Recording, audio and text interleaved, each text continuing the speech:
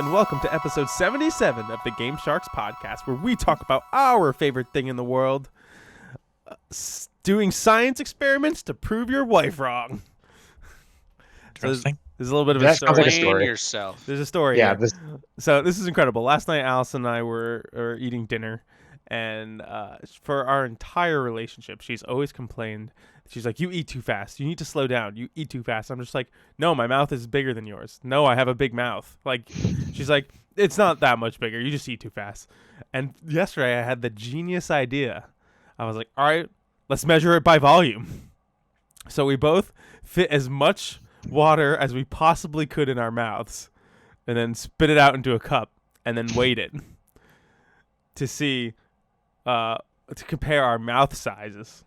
And the science showed she had 68 grams of water that she was able to have in her mouth, and I had 136. So literally exactly double. I'm more impressed that it's exactly double. Yeah, it was incredible. I had exactly double the size of her mouth, and she's just like, all of this time, I thought you just ate fast. I was like, no, I just, like, when you finish 2 slices of pizza, I have finished 4, because if we each take a bite at the same time, I'm eating twice as much food as you. Wow. Science. Yeah. So now that's something I won't have to deal with for the rest of my life, because I proved it by science. How many cats can fit in your toilet after you've shit in it? Oh, that's a different story. Mona jumped. I don't even want to. Mona jumped in my poop. And No, it's pretty incredible. the time in between me standing up and flushing, Allison happened to turn on the sink in that moment, and Mona comes darting around the corner straight into the bathroom. She uses the toilet as a way to get up onto the sink. So she just leapt to go land on the toilet and straight into my shit. While she was in the air, I was just like, no, Mona. I couldn't stop her in my shit. Oh, My no. pants were still around my ankles. We had to immediately shut the door, and we threw her in the bath, and it was a nightmare. And that was at 6:30 in the morning. So What the heck? it was quite the morning. So yeah, it's been an eventful week for me. That's weird. And video games. Oh, right. That's what we talk about here. It is a video game podcast.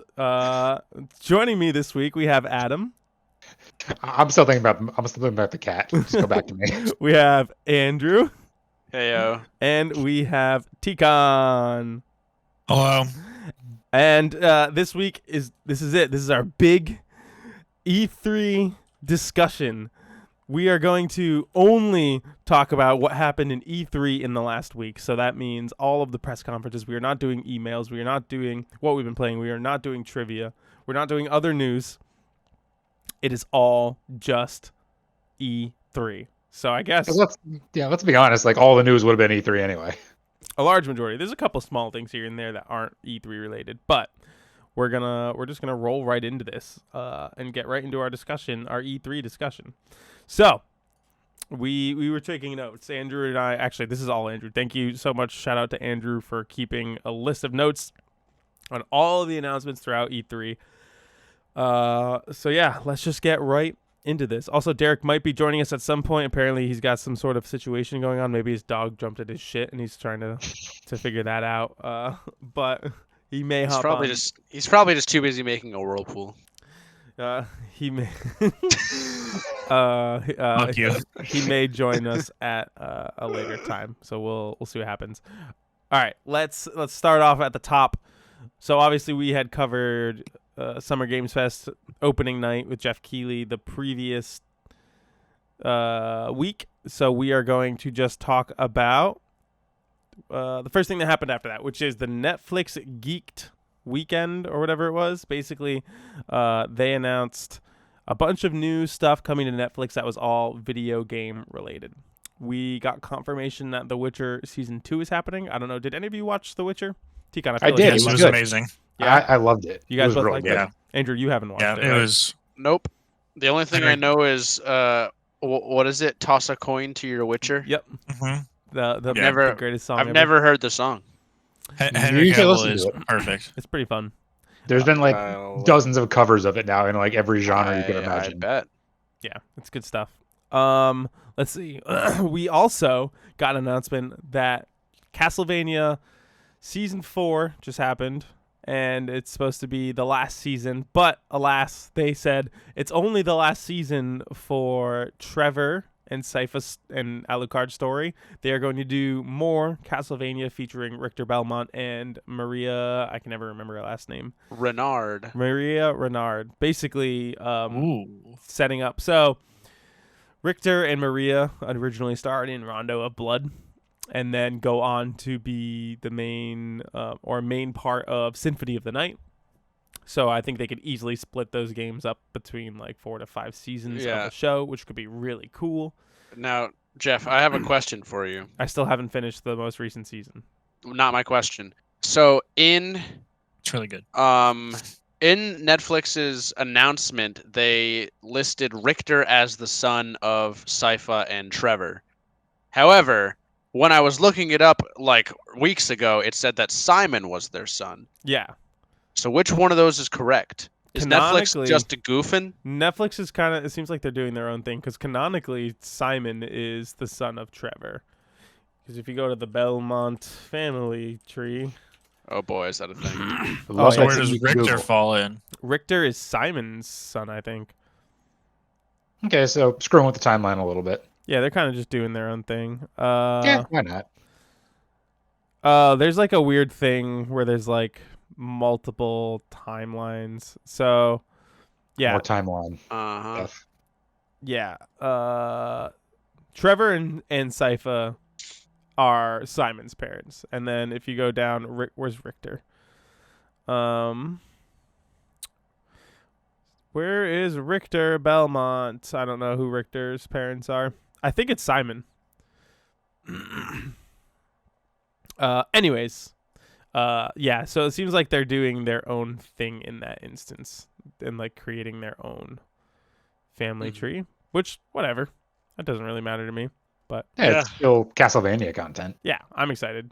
Richter's really cool. I like Richter better than Simon, so Simon Richter's kinda- objectively cooler than Simon. Yes, that is just absolute fact. All right, so we also got an announcement for a new Splinter Cell animated series coming out. Pretty Nice. cool. Like a stealth okay. assassin show. Could be cool. Captain Laserhawk, a Blood Dragon remix. I have no idea what this is. Is this I like think Far it Cry refers to Blood Far Dragon? Cry 3 Blood Dragon. Okay, cool. Wasn't like Tron super into that? Tron was into Tron is a friend of ours. That's his nickname. He was super into the Far Cry games, and he played a lot of Far Cry 3 back in college. And then he was I really, remember he was really playing hyped about it Blood Dragon. at my house. One of the Halo parties we had. Was he? That doesn't surprise me at Yeah. all. Yeah. He's a big Far Cry fan. They also showed the first stuff for the Cuphead TV show, which I forgot they're doing a Cuphead show. So that's kind of cool. Mhm. And that'll be exciting to see. We got the full cast for the live action Resident Evil show that they're making revealed.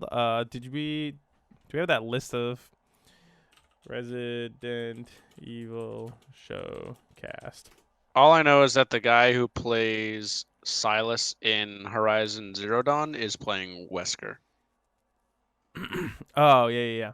Okay. I feel like he's the only one that I recognized out of that picture. Well- Lance Reddick, Ella Balinska, Tamara Smart, Saina Agudong. These are some names. Aldine Rudolph and Paula Nunez. I butchered so many of those. I'm so sorry, everybody.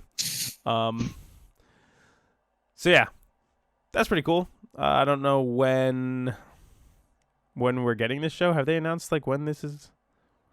Oh, cool. Oh no, the movie's coming out November 24th. We don't know yet yes. when this show is coming out.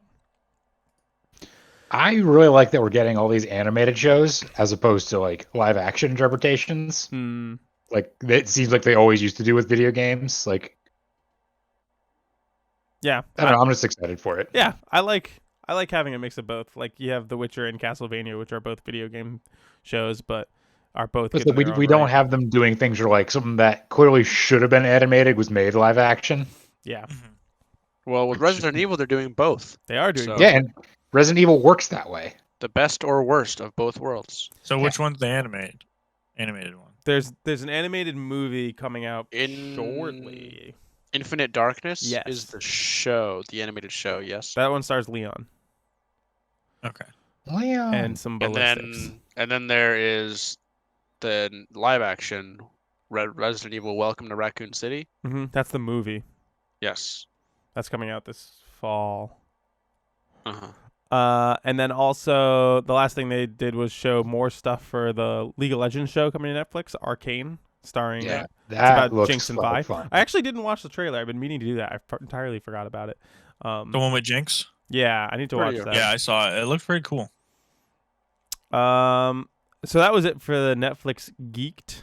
It's kind of straightforward. I thought there was a lot of cool announcements in there. A lot of stuff I'm actually really excited about.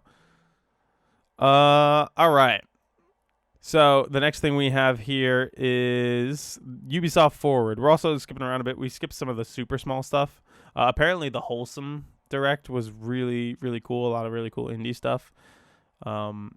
I didn't watch it, and I don't think anyone else here watched it. Yeah, I didn't get around to that one. So we're just gonna skip forward and talk about the things that we did fully watch. So Ubisoft Forward, Rainbow Six, which was gonna be Rainbow Six Quarantine, got renamed to Rainbow Six Extraction recently. Andrew's note says, I don't know, there's aliens or something. Yeah, I actually watched the trailer for that. I managed to be at home for that entire presentation. What'd you think? Oh, it looked pretty cool. So it's like the whole point. It seems to have like more of a. I haven't played any Rainbow Six, but it seems to be like a story of there is an alien invasion, Mm-hmm. and the extraction part comes to the point where so you can go in with up to like 3 people, and you each pick an operator. So the extraction point is about if you get captured, you're like if you're down with that operator is legitimately captured. And you can't pick them again, so you go back in and get them out. Oh, that's kind of cool. That's a fun little Which is gimmick. it's honestly it sounds like an interesting mechanic of this character is physically unavailable to you because you got them captured in your last mission. So go in and get them out, then you can play them again. Cool. Zombie U had a similar concept, except you couldn't play as your characters again. You could just kill their zombie version, and that's how you got your stuff back, was by killing your former self. Yeah, I remember that. Man, I didn't hate Zombie U. I never beat it. I I meant to. forgot that was a thing. remember it. Yeah, and then they just ported it. Didn't they And port it to removed the? the U. Yeah, they just called it Zombie, and I was like, this doesn't work as well. Yeah. You lost something here. Anyways, then they announced Rocksmith Plus, which Rocksmith is, it's like a build your own Guitar Hero thing, right? Where you can like make your own songs Kind and of. stuff. It's like teaching you to play an actual real life guitar. Oh, Yeah. okay, cool. Yeah, I never played Rocksmith. Me either. The PC beta is it's- coming later this year. Yeah, so the whole point of it is that you can like play along with songs. You can actually like slow down or speed up the tempo to like figure out how to actually perform the chords. Nice. Yeah, they added like a bunch of new features to this, so I don't remember what Like- any of them are. It's like you can play it at a slower pace to make sure you're getting it right, and then gradually speed it up so you can play it at the correct pacing. I like yeah, that. you can focus kind on of a- learning specific techniques or specific sections of different songs, or you can like make the sections of the songs that you want to learn different, so you can learn them the way you want. Stuff Mm. like that. Very cool. All right. Did Andrew freeze? Oh, we keep. No, he's my been- camera is It's just going freaking out right now. Haywire right now. It Is there a cat first, biting on the it cord? just- no, I've unplugged it several times. It shut off and then it wouldn't turn back on, so I plugged it back in, and then it turns on and then just stops, but then it freezes myself. So I don't fucking know. That's all right. We'll survive as long as we can hear you. Interesting. Yeah. Riders Republic is getting a release date. It's coming out September 2nd this year. I have no idea what this game is. Does anyone know what Riders Republic is? That's like the downhill sloping bicycle, snowboard, skateboard, hang gliding It's like like extreme sports MMO game. game. Okay, cool. a lot They of showed it off in a previous Ubisoft presentation. It didn't really Gotcha. grab me then, but for people who play It's- that kind of game, it seems like it would be like the kind of epitome of those kinds of games. Yeah. Well, it's coming out this year, so that's cool. Yeah. We're getting a new character in Rainbow Six Siege. I don't think any of us play that game. Tikon, have you ever played Nope. Siege? I did when it first came out. I feel like I have it on something. It's been a long time since I played. It was a lot of fun though. Yeah, it's still really popular. People really love that game. Yeah. Like walls and stuff, they're destructible. Like you can just breach through them, doors, windows. Hmm. I know it's come quite a long way since I've played. There's probably a ton more stuff in the game now. But I did really enjoy it when I did play. Solid. We're getting new stuff for Trackmania. I've never played Trackmania, but that new stuff is always good. TMNT, the turtles are coming to Brawlhalla, which is their like Smash-like game. That's really cool. Yeah. Brawlhalla is like slowly but surely becoming a comparable crossover event to the likes of Fortnite and Smash because there's a shit ton of characters in there. Yeah. You got like, I think as far as video games go, like Hyper Light Drifter is in it.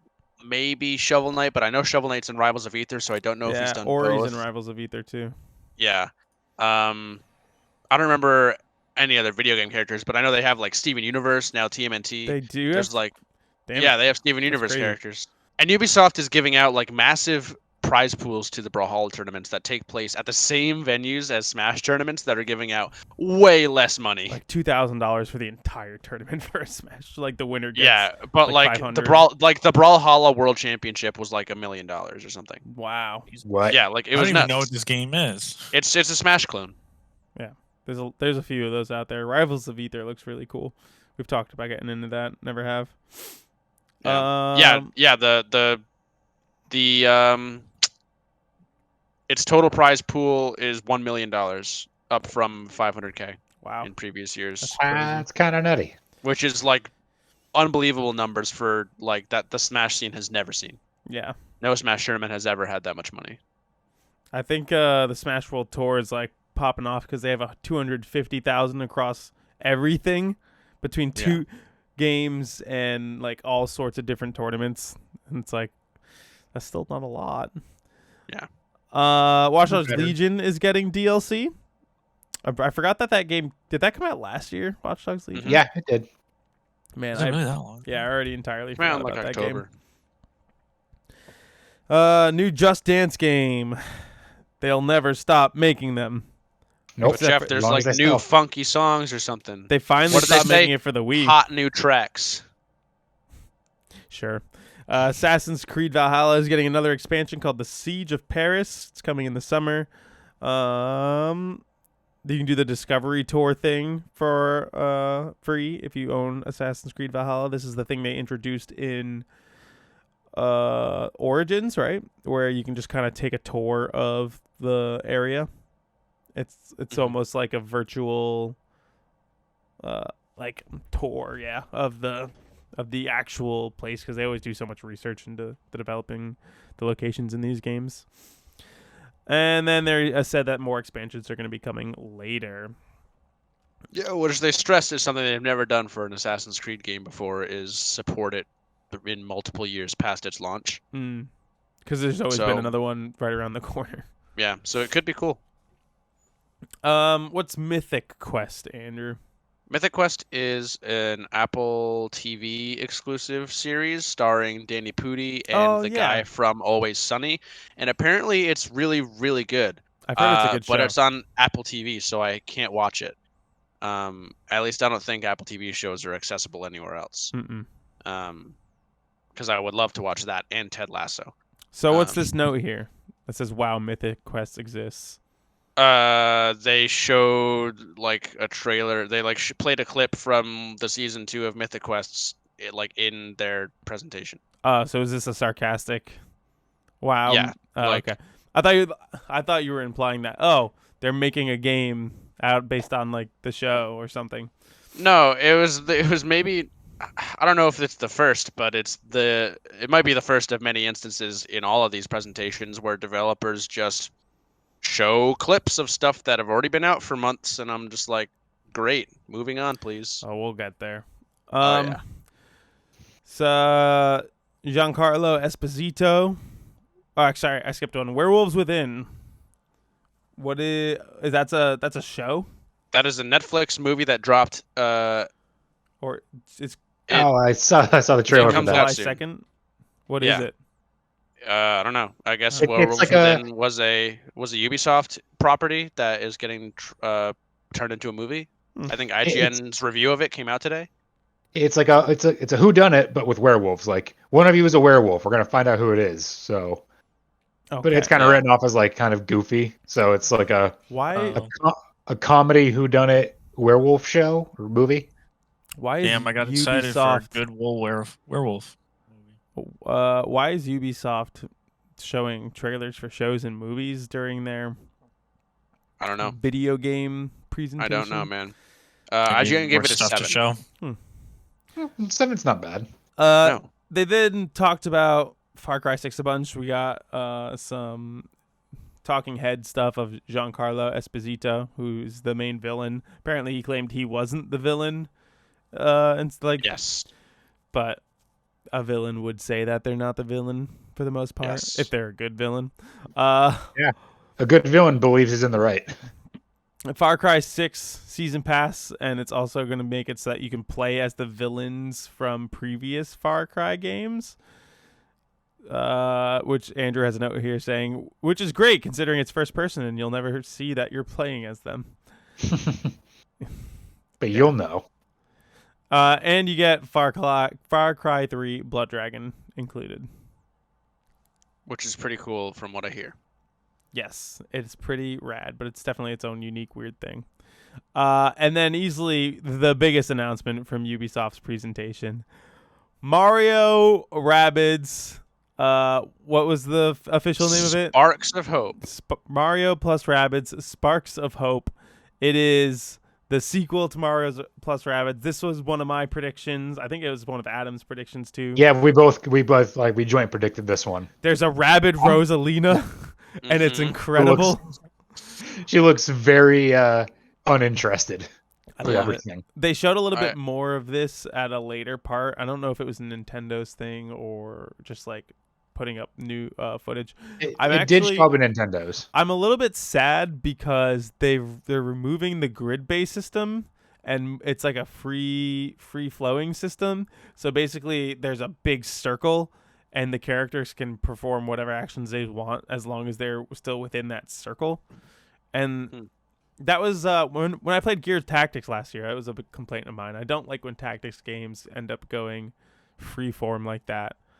I feel like it takes away a lot of the strategy. Personally, I don't know. I like that the tactics games feel like a chess match, but unfortunate. But I'm still really excited for this overall. They're gonna add so many cool new features to it, I think, and it looks really cool. And you're in space, and yeah, it's crazy. It's coming 2022 though, not this year. Next year.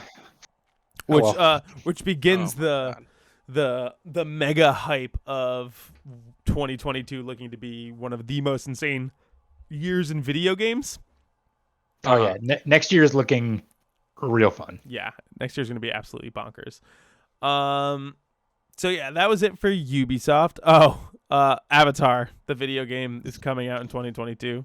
There's a Yeah. And video. that was an interesting little surprise. I didn't watch it. Apparently, yeah, people said it was kind of cool looking. I need to go back and actually watch that one. It Yeah, it really- looks cool. I was not expecting it at all, though. Yeah, it didn't really show gameplay. It was more of a cinematic trailer, but Yeah. supposedly it was captured in the engine, so it looks good. Yeah, I mean, I'll give Avatar that. It's always been visually appealing, but I feel like the movie Avatar has always been like on the extreme side of hit or miss, where everybody I talk to either loves it or hates it. There's no in between. I think it's fine. I don't understand why people would love it. I don't Yeah. actively hate it. I think its visuals were stunning for the time. The story has been told dozens of times. It's just Pocahontas. It's just Fern Gully. It told differently, so I don't know why that blows people's minds. But yeah, it was a visually stunning movie for 2009. Is that when it came out? 2010. Yeah, something like that. Was it 2009? Yeah, It was it's either been a 2009 or while. 10. It was the same year as The Hurt Locker because The Hurt Locker won Best Picture that year, and that movie was awesome. So yeah, let's move on. Anyway, yeah, the team making this is Ubisoft Massive, which is the same team that's going to make an open world Star Wars game. And apparently the people at Disney saw what the Avatar game was coming along like, and that's what made them say, okay, you guys can make a Star Wars game. Which They needed cool. proof that it could work first. Yeah, that's cool. That makes me feel like, okay, maybe there is something to this Avatar game. I don't know. I'm definitely not going to play it. Andrew, you wrote here Gearbox basically nothing. Yeah, So that's because they basically didn't announce anything. okay. Gearbox. They talked about the Borderlands movie. They talked about Tiny Godfall Tina's- coming to PS4. Did they talk about Tiny Tina's Wonderland? Yes, they did, but I believe that had already been announced. Yeah, it was announced at Jess Keeley's thing. But did we get more information, or did they just show the same trailer? I don't think they showed really anything new on it. No. Okay. So And nothing they happened with announced Gearbox. Homeworld 3 is now in production, and they previewed something called Tribes of Midgard. Yeah, that's like a yeah. Viking game or something, right? Something like that. It has to do with the World Tree and stuff. I don't know. Like I said, they basically didn't announce anything in this presentation. Yeah. So that ended up being a common theme here. You have Uh-huh. you have the two big heavy hitters in Xbox and Nintendo, and I think we're gonna get to those later, obviously. But I think those were well fleshed out, very good, well made presentations.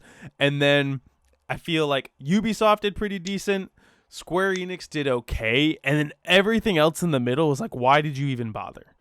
It was crazy. We'll get more into it later once we kind of talk about more stuff as a whole, but it was Mhm. kind of baffling how some of these companies like showed up and said absolutely nothing whatsoever. Yeah, and that's the I think the part I was talking about a couple weeks ago, where a lot of developers rely on E3's on-floor show and the hands-on aspect of it, because I bet a lot of the developers like Ubisoft, like Capcom, had hands-on previews and demos for games that we already knew about that would be more acceptable to be a part of E3 and be supportive of E3 for them. But like they still wanted to support E3 coming back, but since it was a digital only thing, they were like, okay, well, let's have a press conference. But then they had nothing to show because COVID has obviously impacted all of these developers Yeah. really hard. So I think their presentations suffered as a result. Yeah, for sure. We'll get into it more in a bit. I don't know where this was announced, but you just have written here Wizard with a Gun. It's being made by Devolver. I was intrigued by the title of this because I didn't even see it. I just saw that you had written this note here, and I watched it. I have never watched I guess it has some gameplay. I've never watched a trailer before, and knowing nothing about a game, and the trailer made me say, I 1,000% need to play this game. I don't know. What is it called? It's called Wizard with a Gun. Wizard with a Exactly Gun. what it sounds like. Check Yeah. it out. You're a wizard and you have a gun. It looks like Don't Starve. It's like it's a crazy combination of like you are wizards, but it's a western almost, and then your guns are magical. It's the coolest trailer. I love everything about this. They all kind of look like Vivi from Final Fantasy IX, all these different wizards. Yeah. It's like the vibe of wizard that they're going, where it's like their face is behind a mask or like underneath a hat or something, and they just have these big glowing eyes, and it's the coolest. Oh man, I'm so excited for this. I don't know anything about it. It's coming to the Switch. It looks fun. Isn't it? It's coming co-op. to Switch and P next year. And PC next year. Yeah. Wizard. My with a favorite Gun. part of that trailer You was see- the swamp wizard. He shoots the two bullets. One's like gas, one's fire, and they combine and explode. Yeah. Ooh. I highly recommend if anyone's watching has no idea what I'm talking about, just go watch the trailer for Wizard with a Gun. It's Yeah. so fucking cool. I'm Watching very, it right Uh, now. I'm very Jeff, excited for that. the other like one game that I highlighted that I don't remember where it was announced, but I know it was part of some coverage. But Splitgate, Splitgate. I'm not it familiar is. with It's that. towards the top It's of the like- document that it's in. It's like a getting First-person shooter, but with portals. it's like getting released again. So that came out. Again, this has already existed. Yeah, I Yeah. was gonna say Slipgate sounds That's familiar. the one that kind of Really? it's like slightly Halo-ish looking, but you can open It up has portals. portals. I've played it. Yeah, it's really Oh, fun. really? It Yeah. says it's free for everyone on July 27th. So I think it was out and like maybe it was out in like alpha or beta or something. I don't know, but it definitely was out earlier this year or Yeah, last year. it's cross-play, cross-gen. I've never heard of it before, so I thought it was a new thing. It was really cool. I only played it a little bit, but it's definitely an interesting concept and a lot Yeah. of fun. I thought it would be right up your guys' alley because it looks like a combination of Halo and Portal. All right, let's move on. So the next thing that happened was Xbox, but I kind of want to save it. I kind of obviously the two, like I was saying, the two biggest things were Xbox and Nintendo, and I kind of want to just move Xbox to the end with Nintendo and hit everything else first, if that's cool with you Sure. guys. I mean, there's Yeah, really it's fine by me. only one other thing. Well, there was, I guess, yeah, that's right. There's one other thing. Well, Square Enix happened. I feel like some people, this is like 50-50. Some people were like, wow, this is really dumb. Some people were like, this is pretty cool. No, I think most people agree that it was pretty dumb. Really? I feel like it's in the middle. I feel like I have not seen really anything positive thrown towards Square Enix today. there was or not, recently. there just wasn't, there's so many big games on the horizon that we just don't know stuff about that we know are going to exist, like Final Fantasy 16 and Final Fantasy 7 Remake Part 2. That just didn't show up. I think that disappointed a lot of people not hearing anything about either of those two games. But as always, it was narrated by Matt Mercer. Yeah. Mercer. And the beginning of the show was them showing off Guardians of the Galaxy game. This is being made by what's the studio? Does anyone remember? I have no idea. No. Not Crystal Dynamics. No. Hang on, I'm looking it up. Someone stall. I can't. You guys are the worst. I've told you I'm terrible at improving. Adam, you're a DM. Yes, I am the DM. We started playing It's being D&D. made by Eidos Montreal. That's who it is. Okay. So that's really exciting. They are the people who made Deus Ex Machina and those games. It looks really cool. Yeah. So it looks like it's not a game as a surface, which is nice. It's gonna be, think like Spider-Man Miles or just Spider-Man PS4, where it's like it is a focused story about superheroes. You specifically play as Star-Lord, and you're going through the world, and when you're interacting, like you're fighting people and whatnot. Actually, you're going through the galaxy.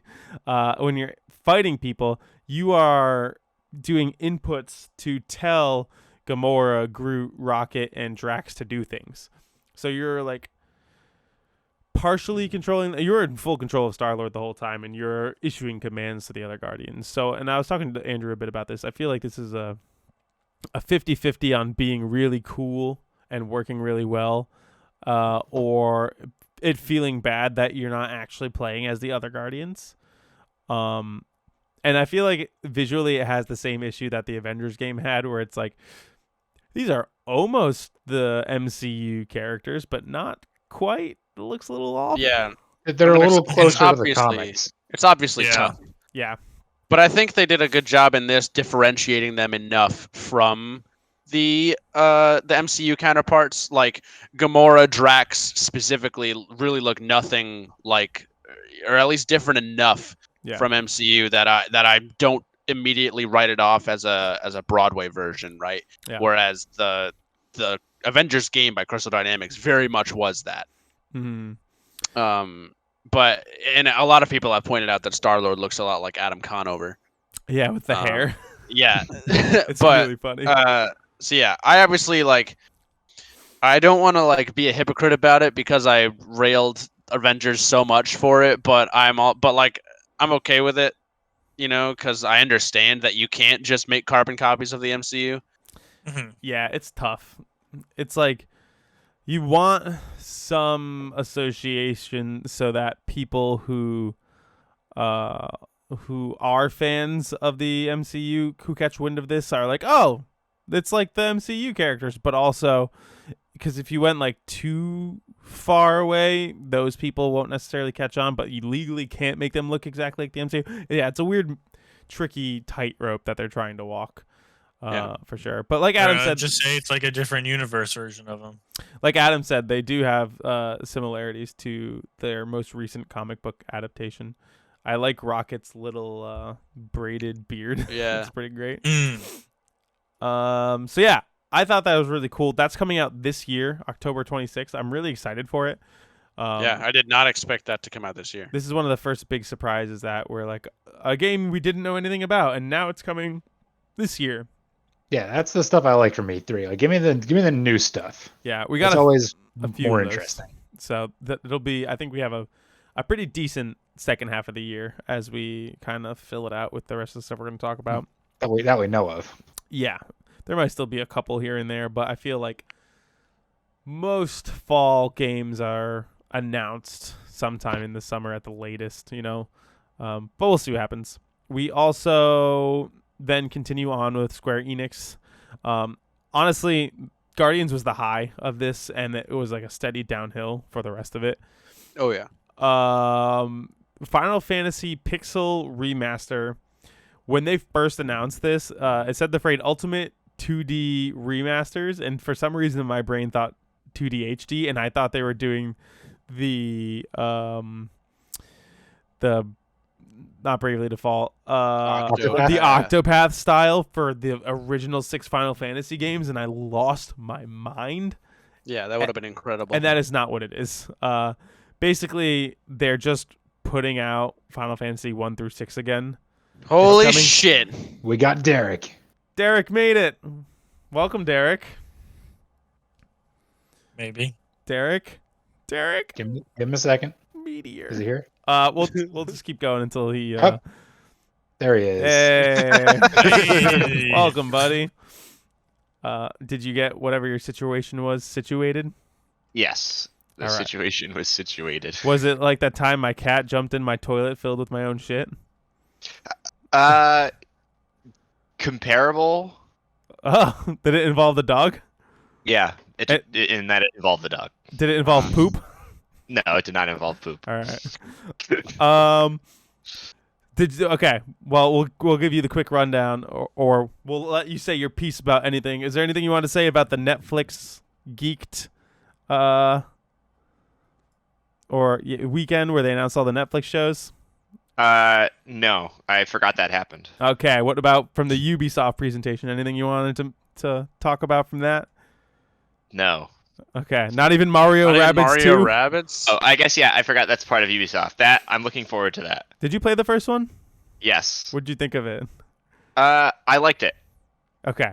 Cool. It's kind of like a good XCOM light Yeah. where you can like turn your brain off, but still also like have to have your brain a little on. Yeah, I loved that game. Are you gonna play the Assassin's Creed Valhalla expansion? I might, yeah. All right. Really? Not the answer I expected. Did you watch the trailer for Wizard with a Gun? No, I did not. Go watch it. Do it right now. Just watch it now. It And looks then so good. we just talked about Guardians of the Galaxy. Is there anything you wanted to say about Guardians of the Galaxy? Oh, then I will not be playing it. Really? Okay. Yeah. Well, our general consensus is that we were excited. So why aren't you gonna play it? It just looks like it'll be like meh. You think so, huh? Yeah, Okay. like Avengers. It looks like it's going to be just as meh as Avengers. You think so? Wow. Okay. Hmm. I'm curious to see how that plays out. I think it could be fun. I think it'll be a solid 8 out of 10. Okay, we'll see, I guess. We will see. I think I'll wait to play. I probably won't get it day one. It depends on what I'm playing around that time. If I'm not playing anything, I'll definitely pick it up immediately. But if As people quickly discover, October is stacked, so there's a lot going on in October, so maybe I won't play it immediately. But I would like to play it for the end of the year at least. yeah. All right. So we were talking about Final Fantasy Pixel Remaster. This is Final Fantasy 1 through 6 getting an ultimate 2D remaster, which like they're not even really doing much. Maybe they're just like up-resing the current mobile ports, and they're coming out to Yeah. Steam and mobile, and it's not even a package. You have to buy each of them individually. So like I was telling to them right before you came, Derek, that I thought they were announcing the Octopath style for Final Fantasies 1 through 6, and I freaked out and got really, really excited. But that's absolutely not at all what That they kind of did. yeah. So I went from being insanely excited to being like, wow, this is really disappointing. They talked a little bit more about Legend of Mana. It's coming June 24th. It's just like they showed a little thing, be like, oh yeah, don't forget this is coming out. Black Panther is coming to Avengers. They showed off a bunch of his stuff. And then we got a mobile game dump after that. Hitman Oh yeah. Snipers The Shadows is coming in 2021. Near Reincarnation, a mobile game. I don't think that one has a date. Then they talked about Final Fantasy VII The First Soldier is coming this year. That's the Final Fantasy VII Battle Royale. It's coming to phones. So yeah, I don't know. Mobile games. I Yeah. like people have to play them because they keep making them, and like the high quality mobile games too. Like games that like The First Soldier could just be a PlayStation 4 game, and they're making it a mobile game. So it's kind of crazy to me how much resources they put into mobile games. It's like the Asian market is mobile games. Yeah, that's That's what the thing. I always forget. China specifically is Yeah. huge into mobile games. What's that? Like Arena of Valor is that mobile MOBA, Yeah, I think so. and it's like the most played video game in the world, and none of us know anything about it. It's like, What about Raid Shadow Legends? and the crazy thing about in China too, like they get like so many crossover. I'm pretty sure Batman and the Joker are in like their MOBAs, kind of like what Wow. Smite's doing, but with like more iconic characters. Anyways, then they talked a bit about Babylon's Fall, which is a new IP from Platinum Games. It's a 4-player co-op action game, and it's gonna be coming to the PS5, and it looked pretty bad. I don't know. There's nothing about this that made me think, oh wow, this is a game I have to play. Did any of you watch the trailer for it? Nah, I didn't see Babylon. this I one. watched it, but only because I needed to take notes on it. Because I honestly didn't remember that this was already announced game. I thought this was like a new thing. Yeah, no, this is not a new thing. This has been announced for a while. It's just like, I don't know, just seems pretty generic. Nothing super special about it. Visually, not that interesting. Yeah. Yeah, I don't know. Kind of a letdown. And then they talked a bunch about Life is Strange. Life is Strange remastered collection is coming the 30th. That's all of the previous Life is Strange games. I believe it's coming to Switch. I think Allison is excited because The 30th of what, Jeff? September. Sorry. But I think that's a game Allison will really like. And then Life is Strange True Colors is coming out September 10th, 2021. We already knew that. I don't think they announced anything new. There's an Ultimate Edition for True Colors, which will include the remastered of the previous games. So I think you get it slightly cheaper if you buy the Ultimate Edition as opposed to buying the two separately. I have Life is Strange True Colors on my fantasy bracket, so, or it's not really a bracket, on my fantasy team. So I think that game could be a solid. That's my goal. Solid 8 out of 10s. All right. Here we go. Here's a name for you. Stranger of Paradise, Final Fantasy Origin. This is that rumored / leaked Soulsborne style game that takes place in the world of Final Fantasy 1. Andrew's note here is the name is terrible. Yep. The 3D action Final Fantasy game featuring Paul Walker from Fast and Furious. Andrew thinks the main character looks like Paul Walker. I'm not alone in that opinion. It's coming 2022, and there is a demo currently available. When it initially launched, the file was corrupt for the first 24 hours, and you could not play it. Yeah. Yeah, that was pretty botched. But Derek, you actually played the demo. You got in there and played it a bit. So Yes. what are your thoughts on it so far? So I only played a little bit of it, but it's interesting. It seems a lot more like Nioh than Dark Souls. Mhm. Right, which makes 'cause sense. It's gonna be like mission based, it's not like an open world. It's mission based. There's like level based gear drops. There's skill trees. Like you don't put any points into stats. It's all skill trees. Yeah, you're saying there's a job Uh, system, right?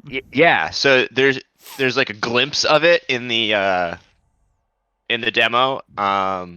And I didn't get to the point where you unlock another job, but what it looked like is it sounds like there's a base starting class, and then Probably soldier. like, That's a as you go down it unlocks another job when you get to the end, and then from there maybe that job can then like you start here and then there might be branching paths. I don't know. I'm kind of interested to see where they go with that, because what the thing then does is it gives you like skills and combos to unlock. So it like really like it seems like as you delve into the job, you'll have more like combos at your disposal to work down enemies and defeat them.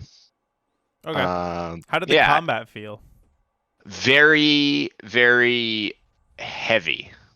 Slow, sluggish, kind of like you have to be intentional with your attacks, kind of a thing? Yes. Oh yeah, definitely. I died like 3 times to very trivial enemies because I just like wasn't thinking about how I needed to like time my attacks, dodge, because like it throws you in with like these little goblin guys, and you're like, yeah, these guys, like I should be able to just charge right through these and kill them, and then like all of a sudden you're like, oh shit, wait, if I like give them the opportunity to like attack me and do too much damage, I will die. Alright. There's also AI that are with you. So Yeah, I don't you know have like a if they'll party, be but you don't present. control them. Yeah, so they also like help you attack things. Kind of like which Final is Fantasy interesting.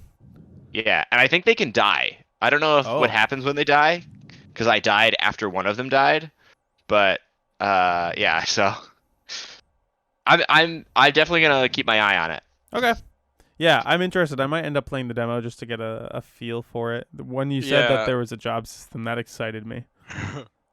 What I heard from most people who played the demo is that it's actually pretty fun, even though the trailer was total dog shit.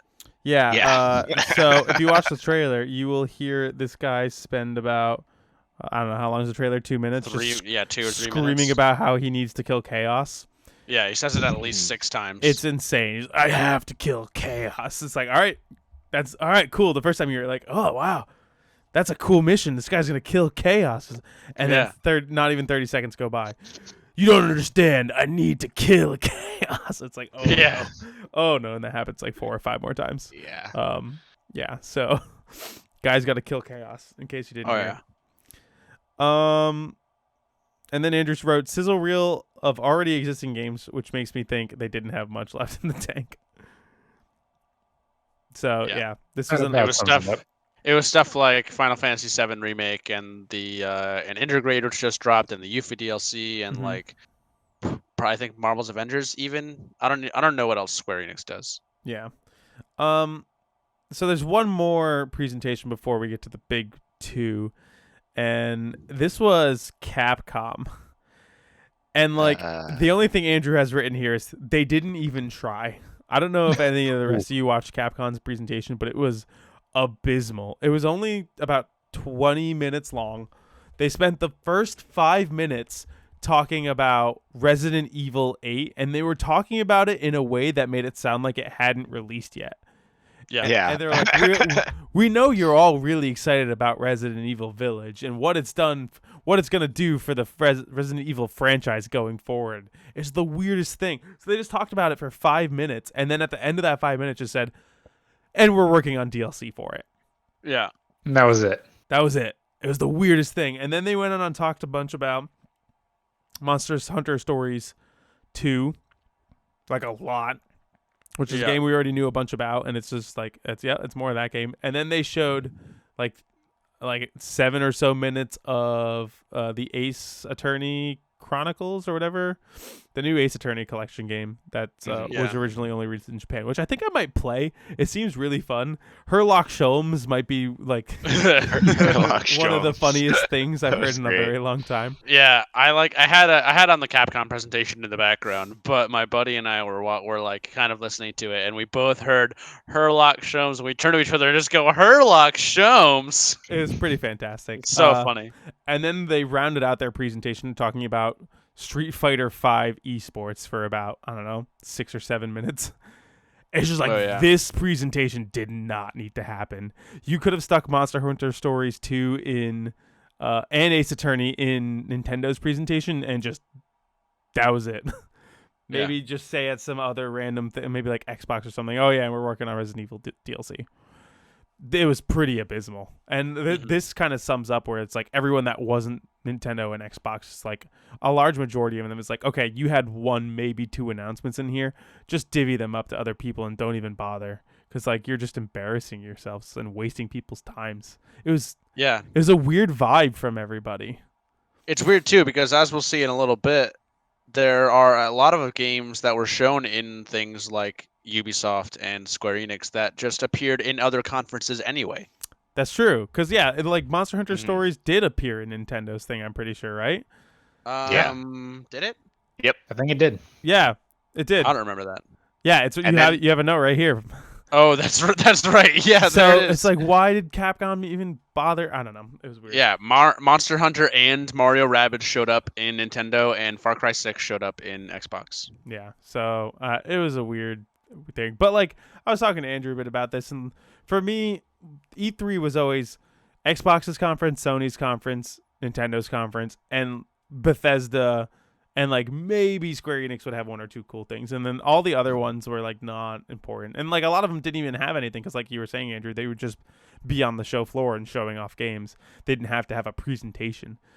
So like E3, the big conferences, you should just be the big 3 and maybe 1 or 2 other ones. So it definitely was a weird year overall for the vibe of E3. But let's move on to one of the 2 big ones. Let's talk about Xbox.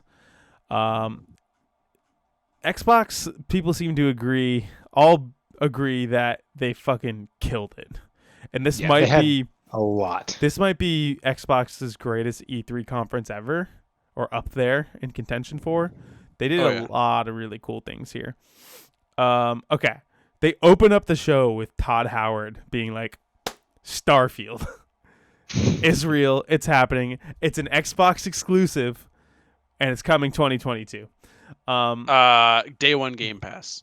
Yeah, and that's another thing. Crazy. Day 1 Game Pass, which we knew was going to be a thing. Basically, everything Bethesda makes going forward is going to be Day 1 Game Pass. And that's the other crazy thing about this press conference is I think all but 3 of the things they talk about here are Day 1 Game Pass, which is Xbox. I love it. So it's coming November 11th, 2022. I have put in a request to drop it in my fantasy team. I think this E3 did a lot for our fantasy, and I'm curious to see how things play out Saturday at 8 o'clock when bids go through. That's going to be fun to see how people play it. This is really the first instance of like things getting announced where we're probably all clamoring at the same time to do things. To get a couple things, yeah, for sure. T-Con finally put in drop requests for these 3 games that aren't coming out, leaving him with 3 games, one of which probably also isn't coming out this year. But anyways, what are our thoughts on Starfield? I'm super excited. I can't wait. Space Skyrim. Did they not? They didn't show any actual gameplay, right? Doesn't matter. I can't wait. It was in Engine, but it was kind of more so just a teaser trailer. I'm gonna echo the internet again and say that was the best looking sandwich in any video game I've ever seen. Yes. I think the thing that surprised me the most about Starfield is it's not like a sci-fi game. It is based in traditional Earth science. Like it is like 100 years in the future, but it's basically just our natural evolution. It's not like all weird fancy technologies. I think that surprised me the most about it. Mhm. Like I think you are just an astronaut from Earth, no? I think so, yeah. Or like one of the last astronauts of something, right? It's interesting. They're going for a Some organization. much more realistic approach, and I was expecting like a high fantasy, like making up all these crazy alien races and weird languages, which like that might still be in there, but it's more grounded in realism than I thought it was going to be. Yeah, I think it says here it's 300-ish years. But they literally said like they planned out what would have to happen in 2040 to like get us to this next point.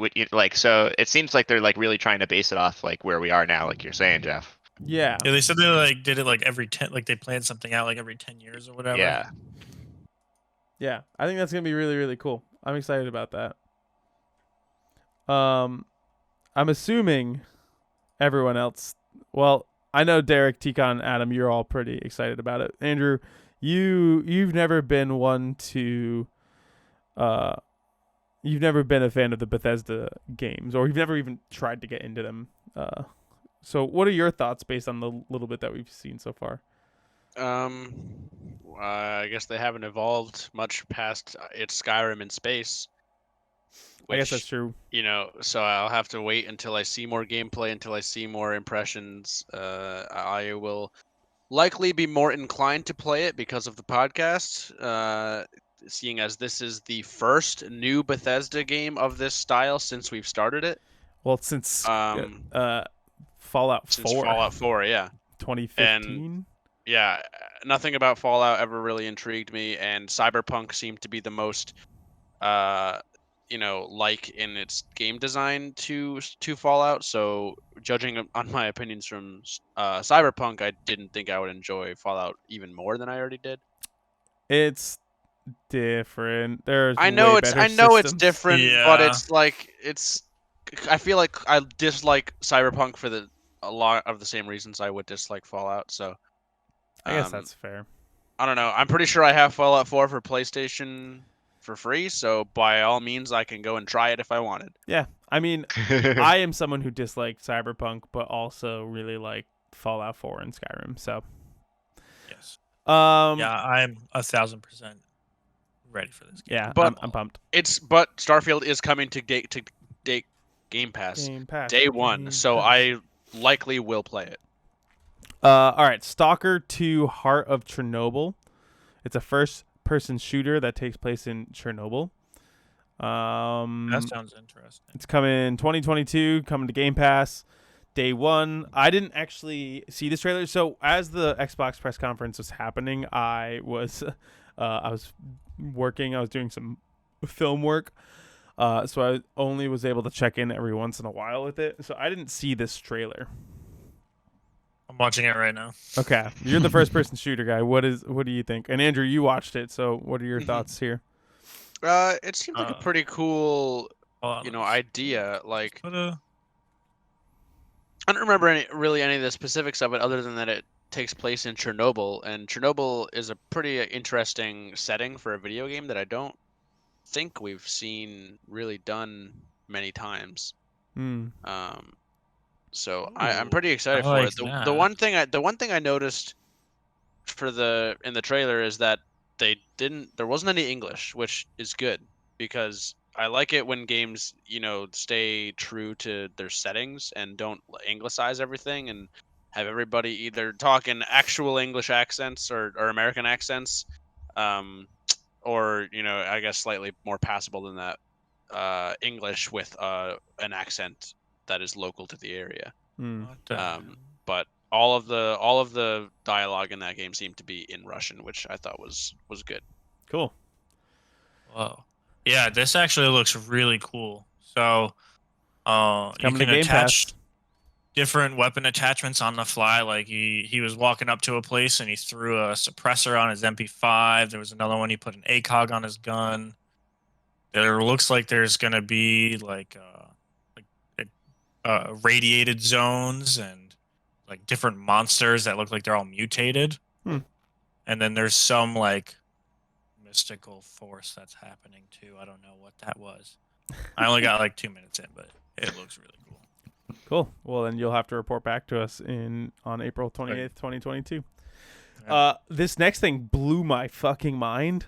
Back for Blood is going to be day one Game Pass. Here we go. Yeah.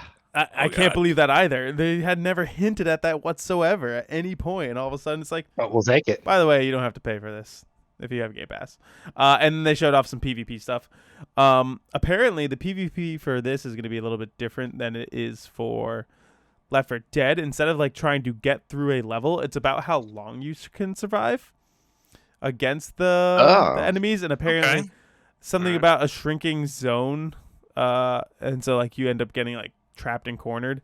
I didn't watch. So it's a battle royale. No, because it's still just the 4v4. Still, I think it's 4v4 still. So I didn't get to look into it as much as I wanted to. But again, so it's a 2-team battle royale. I'm incredibly excited for Back for Blood. Playing through the entire campaign with you guys is going to be incredible. And then Oh, yeah. the PvP mode's fun. It's going to be even more interesting than Left 4 Dead because I don't know if you saw the character trailers, but there are characters who all have special abilities. Like there's one character that can pick up people off the ground twice as fast. There's one character that can heal for twice as much. There's one that runs like way faster than everyone else. There's one who there's like a range specialist. There's like a melee specialist. And then on top of that, there's the card system so you can build playstyles around that. I'm incredibly excited for Back 4 Blood. I think it's You gonna can be like Yeah. upgrade your so good. guns and stuff too. Yeah, I can't wait. Yeah. It's very much they basically like gamified Left 4 Dead. yeah. In that Left 4 Dead was still a really fun use of the source engine, but Back 4 Blood is that with more gameplay concepts layered on top of it. Yeah, it's really, really cool. I'm excited. Contraband. Andrew, what is this? A co-op open world game? Yeah, I don't know anything about it. Yeah, I don't either. All it was I like don't a think they showed any cinematic gameplay. trailer, I think, Oh, right? was it? Yeah. Yeah. Okay. Yeah. It's coming to Game Pass. Cool. Yeah. It's made by Avalanche, who did Or eco-terrorists. what What? they did. Final I Fantasy. got They made the Just Cause games, and then they made the Mad Max game. People like the Mad Max game. Yeah. This next one is really cool and surprising. Yeah. Sea of Thieves: A Pirate's Life. Sea of Thieves is Oh, getting a yeah. Pirates of the Caribbean crossover for free. It's coming. It's pretty fun. It's coming in a week. Yeah. Like Jack Sparrow's out and about in Sea of Thieves, which is just really cool. And Like, he's the pirate. Super Davy fun Jones. game. Is Davy Yeah. Jones the tentacle face? Yeah. Yeah. There's like a thing of him playing his organ, which is really cool. Yeah. So yeah, that's just a cool, fun, free thing. Gotta love when they do stuff like that. Yakuza Like a Dragon's coming to Game Pass, so anyone who hasn't gotten a It's chance out to play now. it, yeah, it's already out. So anyone who hasn't gotten a chance to play it, go play that game because it's really cool. That means you guys. Derek, did you end up playing Like a Dragon? No. Oh well, No, now you remember can he for started free. with 0. Now I can get it for free. Yeah. Battlefield 2042 got some gameplay. Oh T-Con, my god. what do you think? Oh dear God, I can't wait. I've Yeah. been on a huge like Battlefield kick lately. I've been playing Battlefield 4 with my Mm. cousins and Matt. I think Matt played once. That was his first time ever playing Battlefield, and it was probably the worst map ever for him to play on. But yeah, I can't wait. So I was listening to your podcast, the podcast from what, like 2 weeks ago, because last week was the E3. Last week is Jeff Keighley. Yeah. So I am all for going a near future. I'm kind of getting burnt out on like World War One, World War Two, and I think this will be great because they're not going like super futuristic. It's only 21 years in years. the future now. So I think it'll have like, yeah, vehicles will be somewhat like upgraded. Like the Ospreys that they had looked slightly upgraded. I think like the sights and the hood will be slightly upgraded, but I don't think it'll be anything like too crazy, like jetpacks and all this other crazy stuff. Wingsuits, I can't wait for that. The maps are supposed to be insanely huge to support the 128 players. I don't know. I'm extremely hyped. I already pre-ordered the game. So notably, this is the first game that they didn't announce was coming to Game Pass. Do we think that's going to change at some point? So absolutely. I don't know because it's on the EA Pro Pass. Well, I know all the EA games came to Game Pass as well, correct? Not all, because Or you a lot of them. can, if you have Ultimate, you get like the standard edition of the EA Play, but then there's still the like one that's like an extra $10 for EA Play Pro, which is 2042 will be on there for free. If you have the EA Play through Ultimate, you just get like 10% off. I think you can play it earlier. So You get some extra benefits. Maybe it will be on Game Pass down the line, but maybe not at launch. Yeah, probably not. So I just bought it because I can't wait to play that game. I'm so excited. We then learned a little bit more about 12 Minutes. This is also coming to Game Pass. It's coming out August 19th. I think this game could be really cool. Yeah. I'm trying not to look very much into it because I think it seems like one of those games, kind of like Outer Wilds, where it's best to not know anything about it going in. Yeah, well, it's the same thing as Outer Wilds, where it's a time loop Yes. on a 12-minute cycle. Surprise. Well, I thought Outer Yeah. Wilds was 20 minutes, 21 minutes. No? Well, yeah, but it's I see what you're yes, saying. Outer It's like a Wilds is fixed- 22 minutes, but it's very short amount of time. Yeah. So yeah, I'm excited about this. I'm probably gonna play it when it comes out. Daisy Ridley, Willem Dafoe, James McAvoy. James McAvoy. So that'll be exciting. Pretty heavy hitting cast. Psychonauts 2 is coming out August 25th. Coming to Game Pass day one. I've never played the original Psychonauts. I know Derek, you recently mentioned we should play it for the book club. Yeah, it's like a classic cult classic. Yeah. I feel like. Have you played it before? I have played it, but never completed it. Okay. It's like your typical game from that period. I would like it's like a half action platformer, half also kind of third person like shooter. It's not really a third person shooter. It's just like all your power, it's a third person perspective and your powers are kind of like whatever. But yeah, it's like definitely in the vein of like Jak and Daxter and Ratchet and Clank, like all those popular platformers from that period. I miss so. Jak and Daxter. Great game. I wouldn't be surprised if we saw Jak and Daxter come back at some point. Isn't that a Naughty Dog property? Yeah. It is. Never mind. They're working on Last of Us Forever. Yep. So more Bethesda games are coming to Game Pass. Doom Eternal is getting a next-gen upgrade. We got some information on Fallout 76 and the Elder Scrolls Online. So a couple cool things there for the fans of those service games and for the few Bethesda games that weren't on Game Pass yet.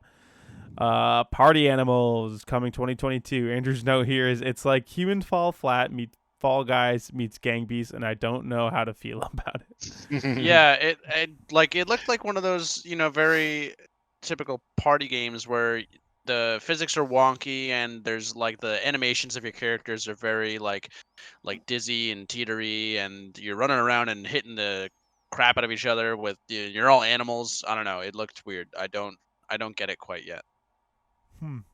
Yeah, I don't know. It's coming to Game Pass, so if it comes out and people are like, this is the new Fall Guys, you have to play this. Everyone has to play this. We can all Truly. just try it because Game Pass. God, I love Game Pass. Hades is coming to Game Pass on August 13th. Did they say Game Pass? Yeah, I'm pretty confident they said Game Pass. No? I don't remember. Am I dumb? That's why I'm going to double check. That's why I wrote down that it's coming to Xbox. Yeah, it's definitively coming to Xbox. Yep. It is coming to Game Pass. Well then, sweet. Yeah, which is pretty nutso. That is like one of the best games of last year, one of the best roguelikes ever made. So if you haven't played Hades yet and you have Game Pass, absolutely play it. Andrew says Somerville is definitely a video game. Mm-hmm. I don't know what that is. Me neither. Okay, moving on. All right, Tikon, here we go. Let's talk about Halo. Oh my Yeah. god. Halo Yes. Infinite. Easily the most hyped game right now. So we got like a little bit of a cinematic trailer for the multiplayer or for the single player. But then they did a big dive into the multiplayer, and then I think it was the following day they like did even more about the multiplayer. There's a grappling hook, which I believe is probably an armor ability. I think you have to choose that over other things, and like it is just like it's like they went back. So there's Halo 5, 4, Reach. They went all the way back to Halo 3, which I personally believe is Halo at its absolute best. And then like are taking a separate branching path. It's like, okay, what if this was the sequel to Halo 3? And it's just like a little bit, it's like Halo 3 at its core, and then they just added a couple new things. Like, okay, we like the idea of armor abilities like we did in Reach, but we think we didn't nail it. So now let's like have this different grouping of abilities, but it's all about like they got rid of loadouts. Everybody spawns on the map with their pistol and an assault rifle. I don't know if those are the weapons, but you get the idea. And then it's all about controlling power weapons and controlling certain points of the map and like just quality of life updates. Like you can pick up an overshield and it doesn't turn on immediately. You can choose when to turn on the overshield. But awesome. if you get killed before you activate it, then someone can pick it up off your dead body and then they have the overshield. And just like it just seems like they're nailing it. This seems like it's going to be the best Halo multiplayer in well over a decade. They're going to be vehicles and power weapons that get dropped off by like pelicans and shit too. And there's like an announcer that is telling you about like, okay, this power weapon is coming in. Okay, this vehicle is coming in. And apparently the customization in this game is going to be absolutely bonkers. Not only based on like visuals of your Spartan, but you get gun customization. You can every Spartan, your multiplayer Spartan, has its own AI akin to which Cortana, is so cool. and you can customize how they look and how they sound. So that like they're the ones giving you notifications about drops coming in. So that's going to be super cool. There are no elites. We've already established it before. Fuck elites. Because they are the absolute worst. It showed some pretty bonkers gameplay.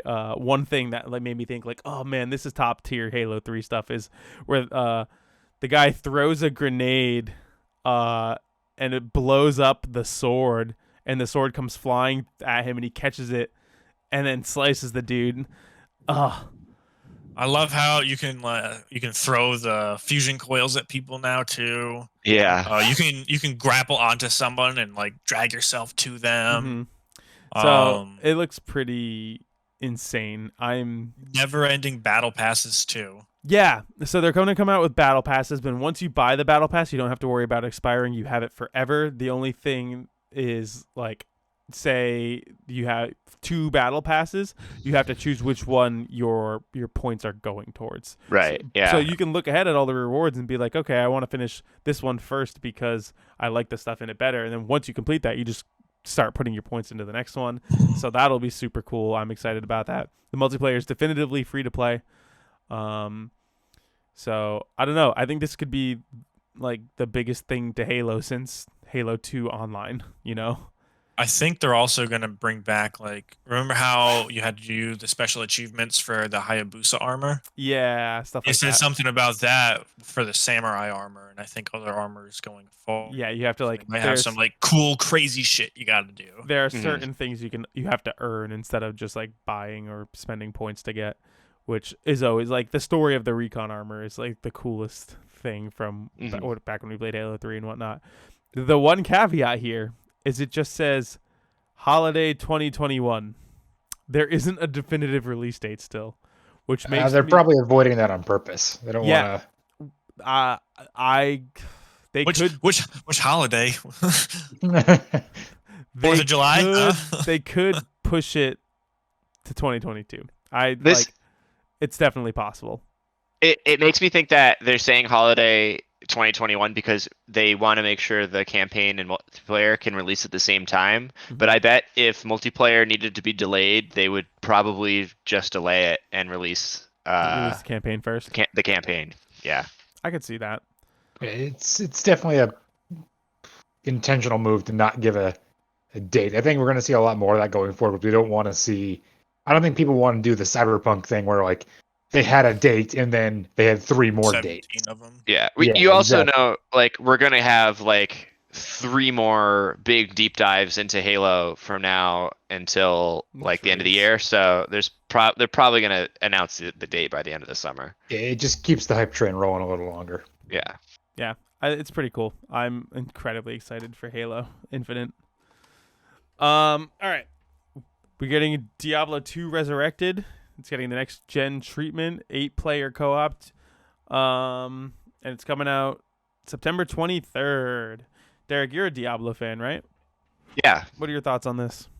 I might pick it up. I played a little bit of Diablo 2. That was like the first Diablo I ever played. But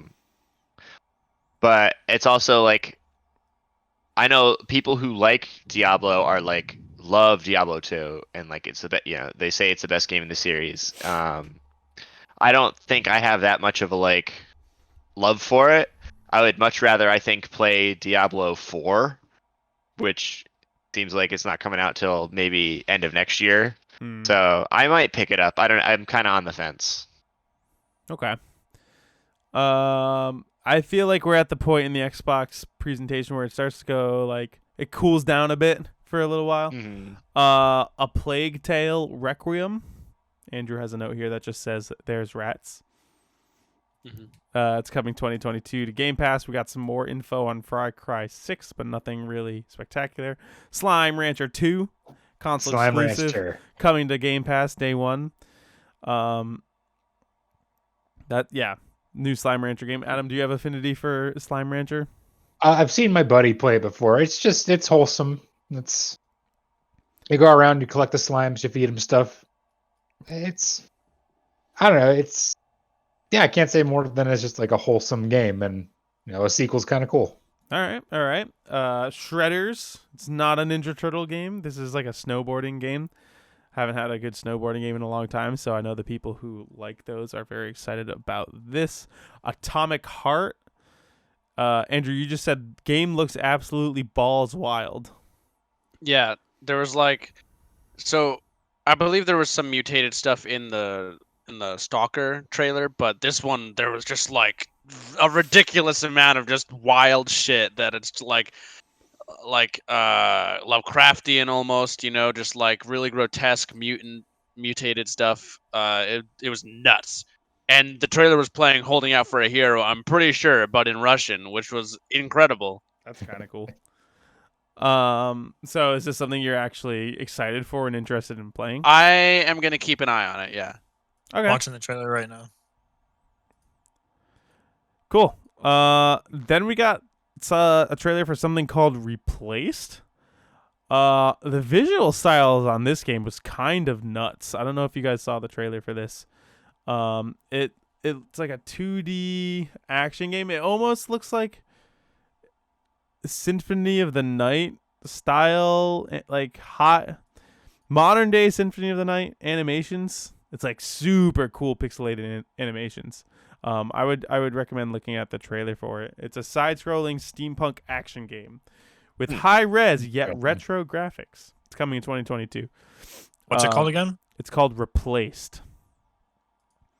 Yeah, the graphics are really, really cool. I like what it's doing. It gives me like Octopath vibes of like 2D HD kind of thing, but for a 2D side-scroller. So yeah, that one was really cool. I was excited about that. Grounded Shroom and Doom update. Derek, remember that one time we said we were going to play Grounded? Yeah. And then we never did. We never did. I probably never will. Andrew, why is there just a note here that says sus? Among Us? Oh, is this where the Among Us stuff was? Yeah, this is where the Xbox talked about the new Among Us update. Okay, yeah. I think we talked about that at Jeff Keighley's thing too, right? Yeah, that's where they Um, revealed it, right? The 15-player, whatever. Yeah, 15 player, new roles and Which- whatnot. Yeah, the 15 player and new colors are out right now. Nice. Mhm. Uden Chronicles 100 Heroes and Uden Chronicles Rising. Andrew, you said, "Holy cow, what's it? What's this?"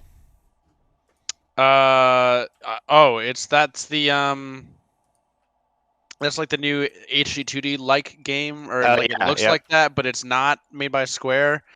But it's like a JRPG, but it also like has a Persona flair to it, you know. But it's like there's two versions of it. I don't remember a lot about it, but it looked really cool, like visually. Hmm. You know, like it was HD 2D, but like with a little bit extra spice sprinkled on top.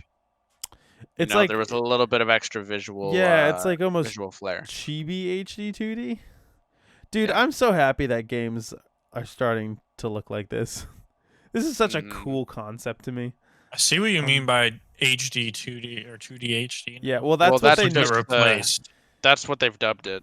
yeah, they named the Octopath style that, and that's what Project Triangle Strategy is also going to be. It's cool to see JRPGs coming to Xbox. hmm Is this a Game Pass game? Yes. Okay, then I will probably play it because it looks really cool. And then we got The Ascent. You just wrote maybe a tactics game. Yeah, I did not. I didn't It's a know twin what stick that top-down was. shooter. Yeah, I We've didn't know seen it, anything like, about it. 10 times now, Yeah, I think. I was gonna say I don't think this is a new one. This like you said, Jeff. This like middle part of the presentation is kind of where I like mentally wasn't as into everything, so Yeah. I probably Oh, I remember seeing this. misread a lot of stuff. Understandable. Age of Empires 4, we got some new stuff. They apparently this next one was really, really cool. Not apparently, it was really, really cool. It kind of came out of nowhere too. Outer Worlds 2. Oh, yeah. Yeah. Yeah, everyone really liked this trailer. I didn't yet get a chance to actually watch it. They said it was really funny. Yeah, it's pretty funny. Yeah, it was like a cinematic trailer that all the commentary was making fun of cinematic trailers. That's good. Yeah. They were Okay. like, and now we're gonna add a lens flare to make it seem more drastic. you Okay, know? I was watching it without audio, so I was Oh, like, I you don't understand why have to people watch it think with this audio. is funny. Yeah. So I'll make sure I go back and do that then. Microsoft Flight Simulator now with Top Gun DLC. Let's go. What? Yeah. They just started playing like the new Top Gun theme from the new movie, and then there's like the jets, and I was like, oh. It's coming to what Series is that? S and X. It's I don't know if it has a release date yet. It might be July 4th or something like that.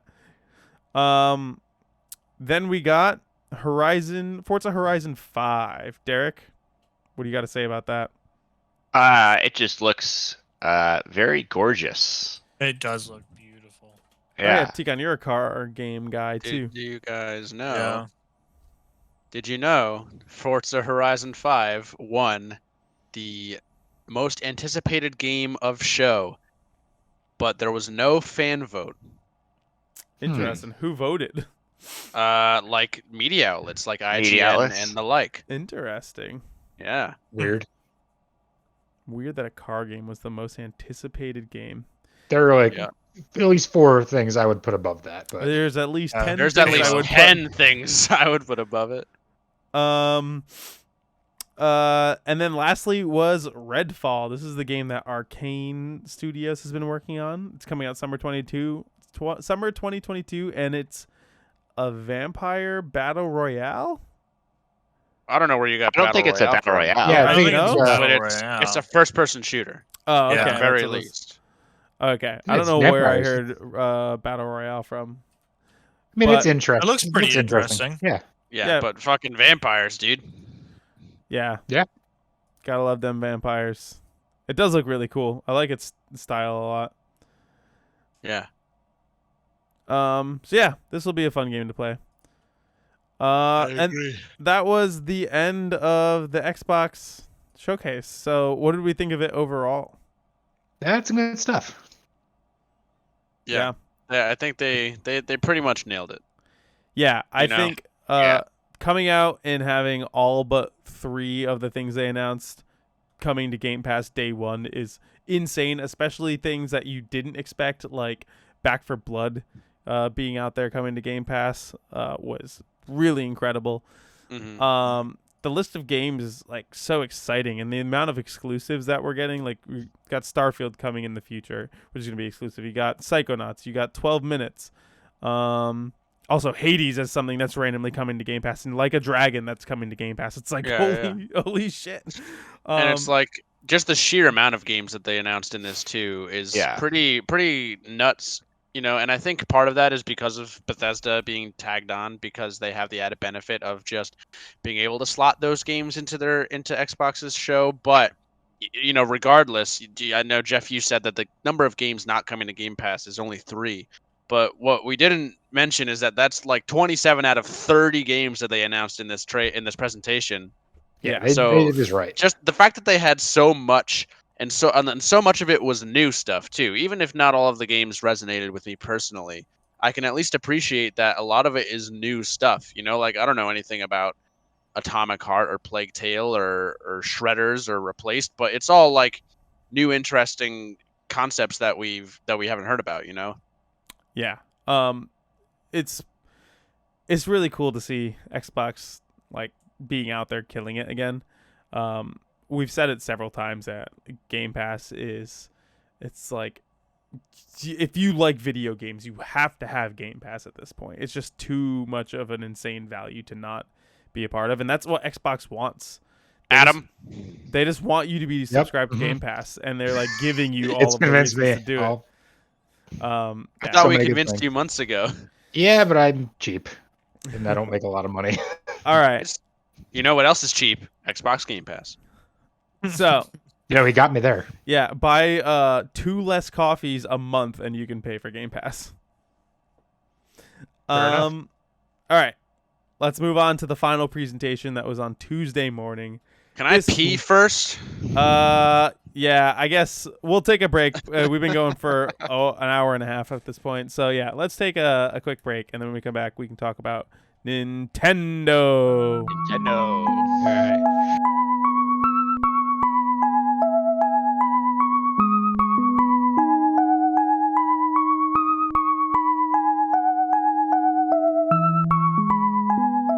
All right, we have returned, and now our bladders are empty, and we can efficiently talk about the Nintendo E3 Direct for 2021.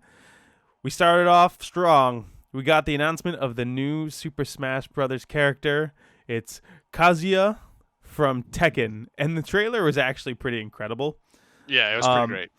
Was it really? Good reveal. Yeah, it was a great reveal. So in the Tekken games, Kazuya is Heihachi's son, and there's this thing where he throws I think he throws Heihachi into a volcano. So the trailer opens with this like mysterious figure carrying a dead Ganondorf body, and then he climbs up to the top of a mountain and throws Ganondorf into a volcano. And then it was just like, oh, it's Kazuya. And then later in the trailer, it just like is a super cut of him just throwing other Smash Bros. Characters into a volcano. It was pretty incredible. Yeah. I was- watching and right then- now. Yeah, And then it's- at the end of the trailer, he throws Kirby in, but just since hold it like Kirby this. is immortal and all powerful, Kirby just floats back up after a few seconds. It's pretty great. I was a little bit bummed about this announcement at first. My prediction during our prediction episode was that the Smash character was going to be disappointing. I don't like having the Shotos or just like fighting game characters in Smash. They play entirely differently, and just like when they were showing him off, he has like, I don't know, 30 attacks, which are all going to be like input based. I saw someone be like, okay, I'm going to have to buy a fight stick to play this character in Smash Bros. It's just because like of like how input heavy he's going to be as opposed to just traditional Smash controls. But I guess like I'm slowly warming up to it. He's getting a full presentation on June 28th. on like the breakdown of what everything he's gonna do. And we only got the one Smash character. There wasn't two. So that means later down the line we'll get the final Smash, the supposed final character for Super Smash Bros. Ultimate. So And with this character, I have officially mathematically won the Smash DLC bet that I had with Jeff. yep, I gave him. Nice. He had Heihachi on his list, and I felt like Kazuya is basically Heihachi, so I gave him that point. Yeah. So therefore, he officially wins. Even if neither of us got this point, I would have won anyway, since there was only one left and I had 3 points already. Yes. So you'd already had way more points than me. So it was impossible for me to win. But if Master Chief is the last character, I still get. Then calzone. you get a calzone at least. Let's see. Then they went and talked about Life is Strange Remastered and True Colors, which is coming to the Switch. We had already gotten that announcement in Square Enix. Guardians of the Galaxy, which is also announced in Square Enix, is coming to the Switch, but it is a streaming game only, and it's going to be much lower resolution, so just don't play it on your Switch. But it's kind of cool that it's coming there, I guess. Didn't expect it. Yeah, me either. Worms Rumble. This is a new Worms game. I've always wanted to It's play a Worms game. actually the Worms game that was on PlayStation Plus like 3 months ago. Oh, was it? Yeah. Oh, never mind. I own this Worms game. Yeah. Then we got Astria Ascending, which is this really weird looking JRPG. I don't know, man. It did not. I love JRPGs, and this did not do anything for me. Yeah, there's a lot of JRPGs nowadays that fall into the like generalized fantastical setting category that just I put in a pile of do not touch, and this is one of them. Yeah, it is super weird looking. And I don't think it's the first time we've seen it too. I think this was just an update. But then they talked about 2 Point Campus, which is basically a Sims game. There have been other 2 Point games. I know 2 Point Hospital was a game. Yes. And it's basically like it's like a Sims game, but in that very specific location. So like Sims, but in a hospital, and now Sims, but on a college campus. It's like you build out the campus, you create people to live in there and whatnot, and yeah, this is another game that I think Allison could be interested in. So we'll see if she wants to play that. And then they announced Super Monkey Ball Banana Mania. Yeah, baby. Monkey This is Ball. an HD Really? an HD Yeah. remastered collection of the original Monkey Ball games, and it's coming out on October 5th. I've actually never played a Monkey Ball game, so this wasn't. I used to play them at Yeah, fun. I've played them once or Oh, twice. man. It's actually like the perfect game for the Switch. Is it? I've only played the arcade version in Dave and Buster's, and I was really bad at that one, but I've always wanted to play the old ones. My brothers Like- and I, we used to play it all the time on. I'm just imagining playing it with like the gyroscope controls, like some of the puzzles in Breath of the Wild. So is the consensus here that this is awesome and you're all gonna play it? Yeah, pretty much. Oh, I mean, I can it probably get my depends. brothers to play too. Because it comes out in the beginning of October, which is a very, very Busy tight month. window right now. Yeah. So our next two things that we're gonna talk about also come out in October. This next one was a big surprise for me, and I'm fucking incredibly gosh. excited. If Mario Party Superstars. So yes, we all know that Super Mario Party for the Switch was kind of a bland, uninteresting, disappointing game. It was We the best played it. Mario Party since Mario Party 8, notably. But- However, Still not great. yeah. So we are getting Super Mario Party Superstars, which is a collection of 5 boards from the N64 Mario parties and 100 mini games from them as well. And it's just like Andrew and I were watching this together, and we were just pointing at the screen, being like, "Oh, oh no way! They have the hexagon! Oh, the one Yeah. where you have to not get stung by the bees." It was like, oh man, they were showing some of my all-time favorite. Yeah, they've got Mario some Party of the games. classics. If Bumper Balls isn't in it, I will riot. So this is an HD remaster. They're adding some new stuff. I know, notably, excitingly for me, Rosalina is going to be a playable character. Yep. that time. There is online play, so you could just play with your friends. Or get random You don't people. have to. You Yeah. could also do a matchmaking and play with random people, which is the most insane thing you could possibly do. But, yeah, this is really exciting. This is gonna be the first like truly incredible Mario Party experience since maybe the early GameCube days. Yeah, because that and was if kind this, of the problem about it. Sorry, you go, Andrew. Oh, I was gonna say if this takes off, well enough, and Nintendo doesn't Nintendo it, if that makes sense, then there's nothing really stopping them from just adding more boards and mini games to it. Yeah. Yeah, I would be happy if they end up like adding to this and expanding on it. It would make up for the fact that they didn't expand Super Mario Party, because Super Mario Party wasn't a great game to begin with, whereas this inherently looks like it's just naturally going to be a good game. So why not add stuff? Of course, to the it's good game? naturally going to be a good game because it's just Mario Party again. Yeah, But like the true one Mario Party. yeah. Get ready to buy Mario Party Superstars 2, Jeff. No, it's You just- know I will. Here's the thing, like I feel like all the old Mario Party games were just more original and more clever with their design. Yeah. Like with like the more recent ones, they're just too. I don't even know how to call it. Well, I mean, once you get past like 4 and a little less with 5, but like from then on, every Mario Party has a gimmick, right? Yeah. I don't like when things like need to rely on a gimmick. Yeah. So the N64 ones and the first couple GameCube ones, I think, are where I draw the line. I played around, oddly enough, of Mario Party 6 this last weekend, and I was like, "You fuckers step to me in Mario Party 2, like, come at me." I can't wait. I think this is one of those things where we're all gonna have to get together and play a couple rounds of Mario Party and just have Oh, heck 100%. a grand old time. I can get my sister. Like Mario Party and Mario Kart are one of the few things I can get my sister to play. There we go. Yeah. She absolutely loves them. So So they said that there's nothing new, no new progress to announce about Metroid Prime 4. Other than that, the development is progressing. Yeah, they're just like, it's Which still is happening. something. Don't worry, but like, it's gonna be a while before we see that game, because they were at like a certain point along when they announced it, and then scratched everything and had to start from square one. So it's gonna be a while before we see anything about that. But then we got probably, in my opinion, the most insane announcement out of all of E3. The fucking screen said Metroid 5.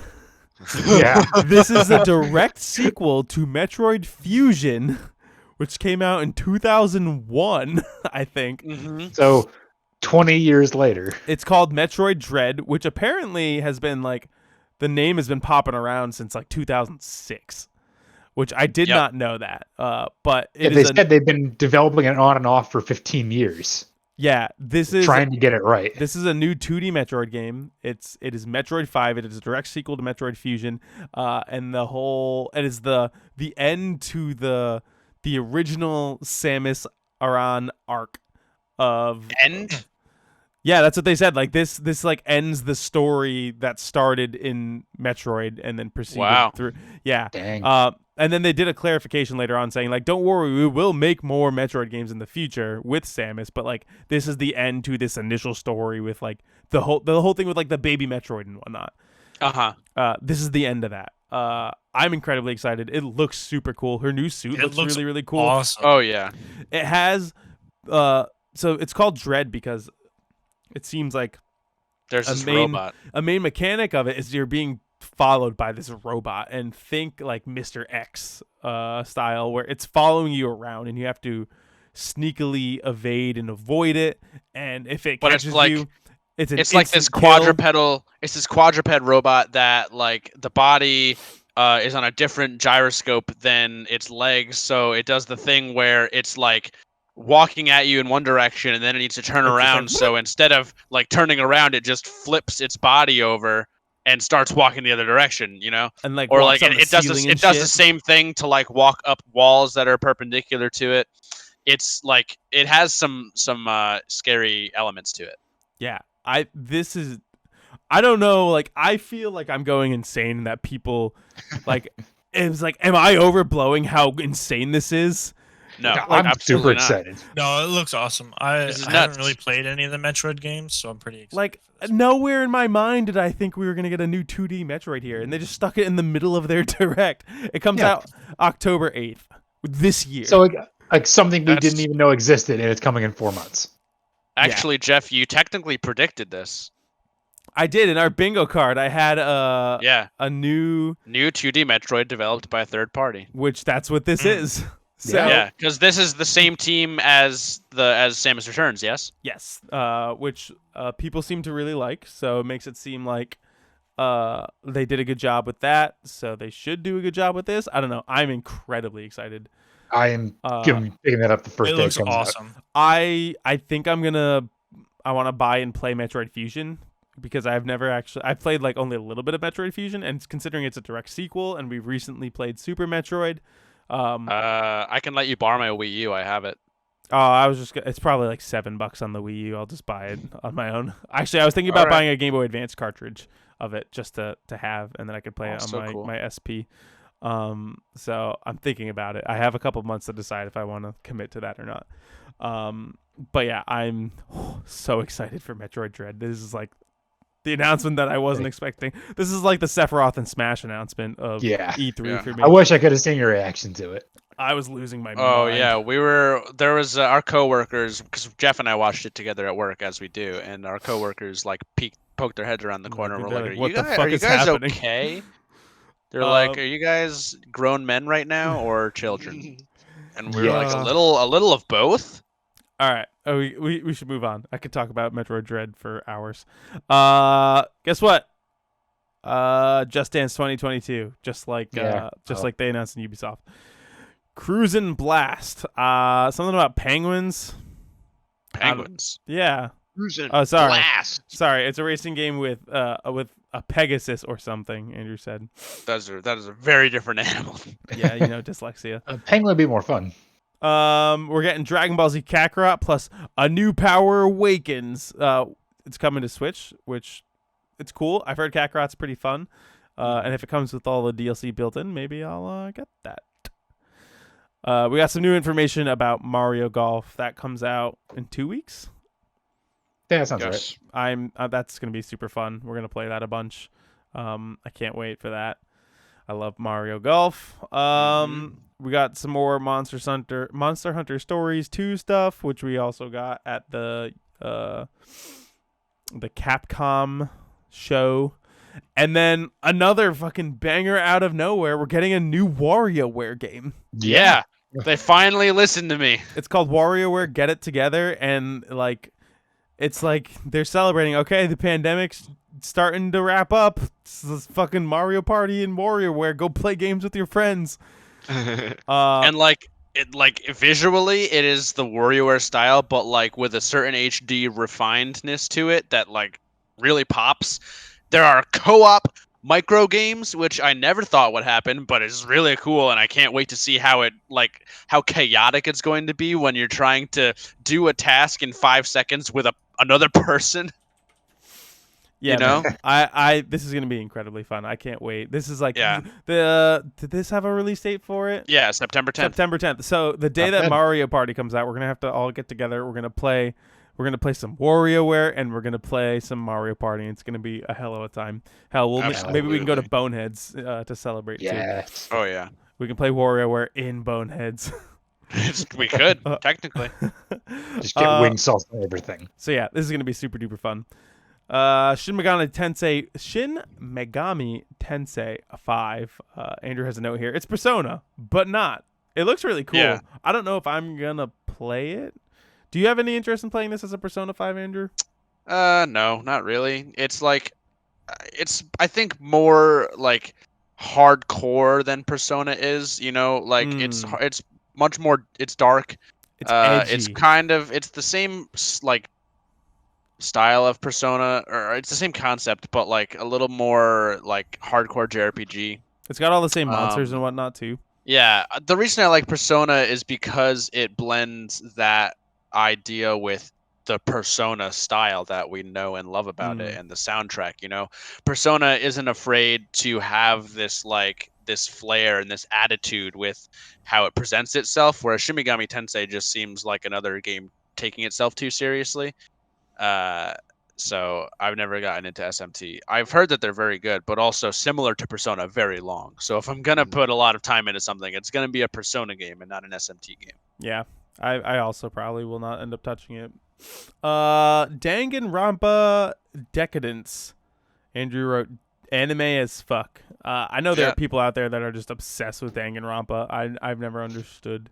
I've never played the games, but I don't know. I feel like there's just like cult of people who just like worship Danganronpa.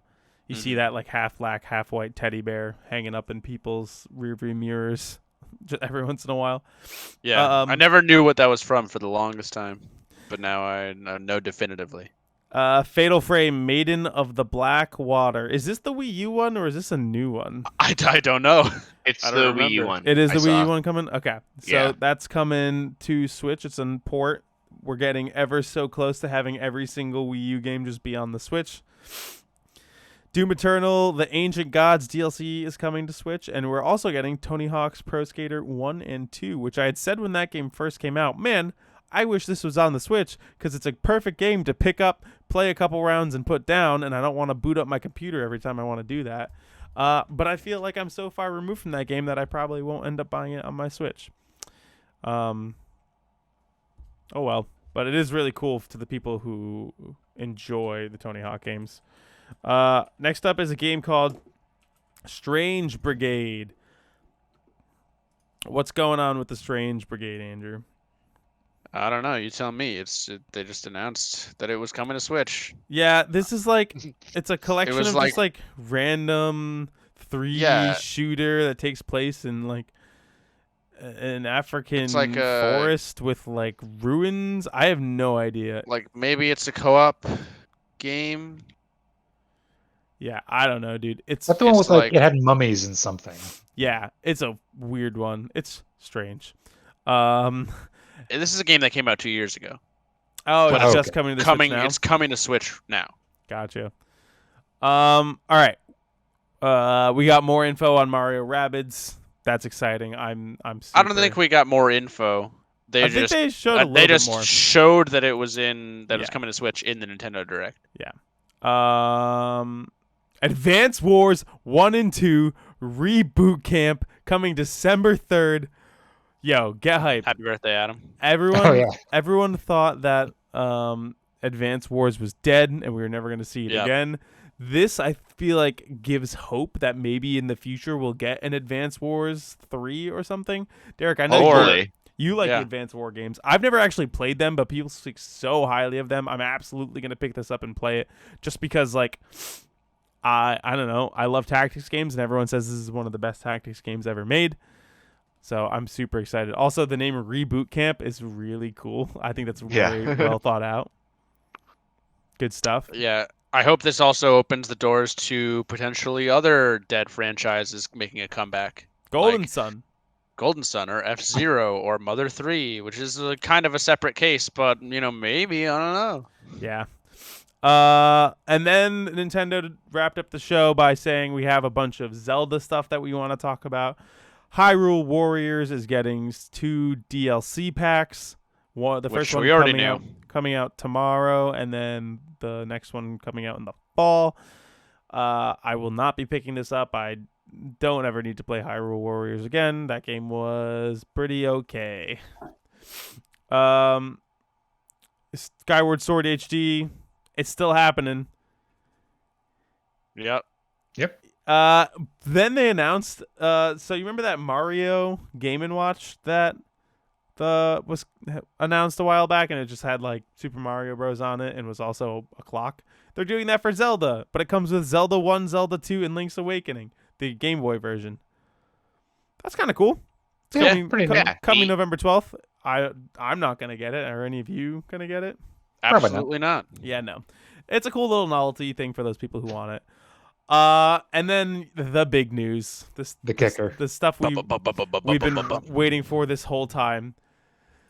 We got a new trailer for Breath of the Wild 2. Thoughts. What do we think? I watched this trailer in like Ooh, super boy. slow motion. It's just like seeing everything that happens. Oh, Yeah. There's Yeah. a lot to unpack. there is a I- lot to unpack. honestly- It's a Watching it minute again and a right half. Yeah. They yeah. announced they like revealed whatever new gimmick is going to be in this game because we thought like how do they do Breath of the Wild but make it different enough?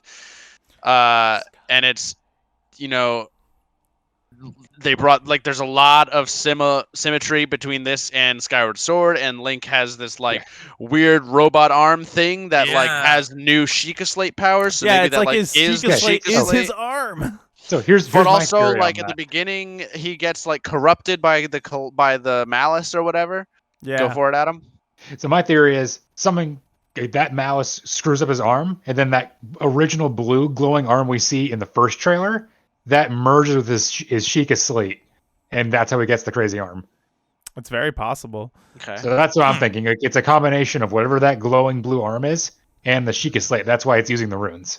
I have heard many theories There's on what could be happening in so this many game. theories. One Uh, of them that I really want to come true is that the long-haired Link that we saw in the trailer Isn't actually Link. it's not Link, it's Ganondorf, but it's the first Ganondorf before he was like brought into the cycle of like being resurrected as the reincarnation of Demise. Mm, And like I feel like that it has weight because of the clear ties that this has to Skyward Sword, right? Like the shot of Link in the trailer, like skydiving out of the air, is the It's, like, same straight exact out of- shot as the Skyward Sword one.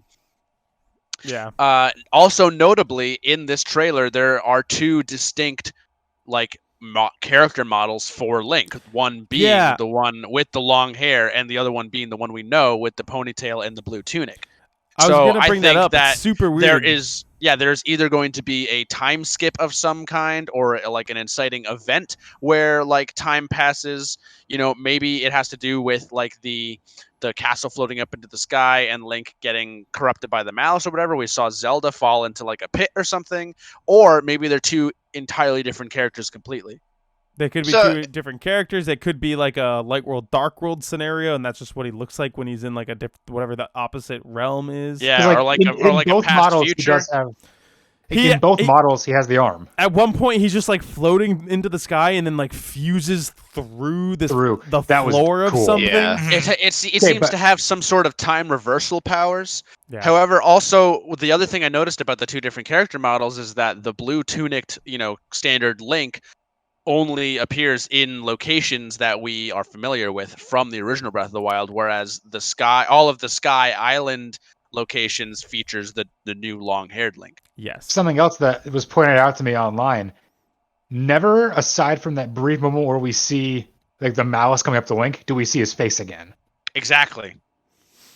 You never see his face in the Yeah. new shot. I think you see his face when he is normal Link or like the Link we know. But Yeah. the long-haired Link, you never you see never his see face. the face of the long haired Link. What were you gonna say, Derek?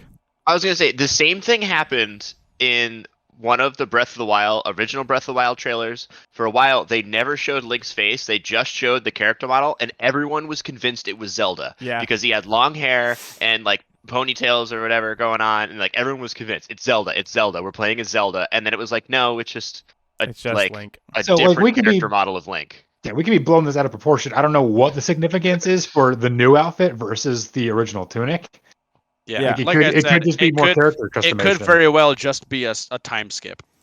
So yeah, because it seems like something big happens, right? Like the way that I think this is gonna go is like, obviously Link and Zelda are together at the end of Breath of the Wild, and so like they like Calamity Ganon isn't gone, obviously, so they are going to inspect under the castle. There's going to be something underground. That's what we saw in the first trailer, and then they're going to find the dehydrated Ganon, and then they're gonna clearly then that Ganon like corrupts Link or something, right? So, and then probably after that, we're going to see some form of time skip.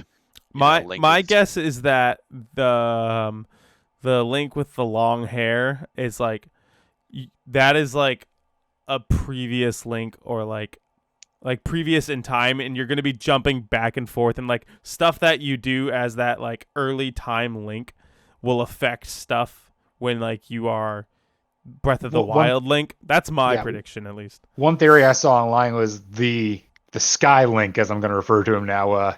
That's actually the original hero from Yes. the myth we see in the first game. I was just gonna bring that up too. Yeah. Oh, Like that's And then- the original hero from the Calamity storyline. And then the theory I saw piled on top of that is that that original hero is Ganondorf, and that the reason that he didn't I don't remember the details of it, but that it's before he gets corrupted by Demise. The level of speculation that there is from a 1.5-minute trailer is just absolutely insane. Yeah, Nintendo dude. knows how to do it. Well, supposedly they did say it does have a title that isn't just Breath of the Wild 2, but they're not telling us yes. because it would give away too much. Yeah, they Yes. want to hold on to it a bit longer because it reveals too much about the game, which is kind of cool. One of the Yeah. theories I heard that it has Demise in the title, and that's why, like, it's like Demise maybe. of the Wild or something like that. Breath. Well, here's the Legend thing, of, too. Legend of Zelda. The rumors of my demise have been greatly exaggerated. Oh gosh. So here's the thing too. Like it's cool that they're drawing the parallel. I could see that because they're drawing the parallel to Skyward Sword, which is chronologically the first Link. Yes. So how cool would it be if they bring back Demise Full and the Sky circle. stuff? So it's a whole like the cycle ends where it begins kind of deal. And What then if this there's is the last never- Link? I was gonna say, yeah. Like finally end the cycle of reincarnation. Well, as they say, this is total bullshit, but apparently all the timelines converge in Breath of the Wild. So Yeah, that's what I they don't know. say. I don't It's know how like, that makes it any sense splits, whatsoever. And then it's just like enough time has passed where like in each of those timelines it has become like it didn't matter what happened in those timelines. Enough time has passed where like this is what They've all reconvert. This was always going to happen Yeah. no matter what. I think that's And the that'd be idea. so cool if they bring back like if that figure is actually like whatever's left of Demise. Yeah.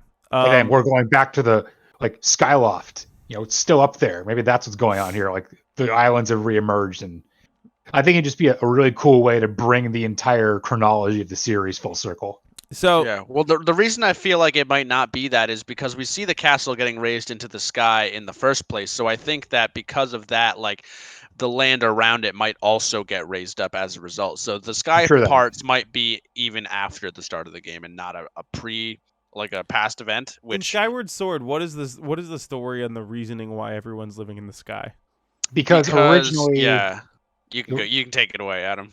so like originally Demise showed up and he just laid waste to Hyrule. So the goddess shot up all the Hylians into the sky Gotcha. and stayed down on the field on the ground with all the other species to fight. Interesting. So for the longest time, the Hylians didn't even know there was anything below the clouds. I think it is important we haven't mentioned yet that this game is not coming out in 2021.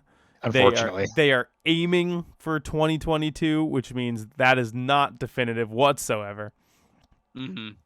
I want So, yeah, I don't know. It's I'm highly anticipating this game. Derek is gonna be the greatest video game of all time. You can We quote said us. it. We've said it before. We'll keep saying it. But yeah. Did you super see excited. actually that there's another game that has right now, or at least I think now it's at a 98, but Oh yeah, I heard at about one point this. had 100 on Metacritic, which Yeah, but it only was- has 7 reviews or something. yeah. So, and apparently it's not even a game. It's just like a visual novel. It's and the fact basically that a it's like, book, It's yeah. just a book. Yeah, very weird. But apparently it's still really good. The last thing we need to talk about with Nintendo, no Switch Pro. Nope, didn't happen. It wasn't announced before, like Bloomberg said it was going to be. It wasn't announced during. What's up? Do you think we're getting a Switch Pro at all this Yes. year? This year. No. Okay. At this point, I kind of think if they're gonna do it, they'll wait until the Breath of the Wild sequel as a selling point.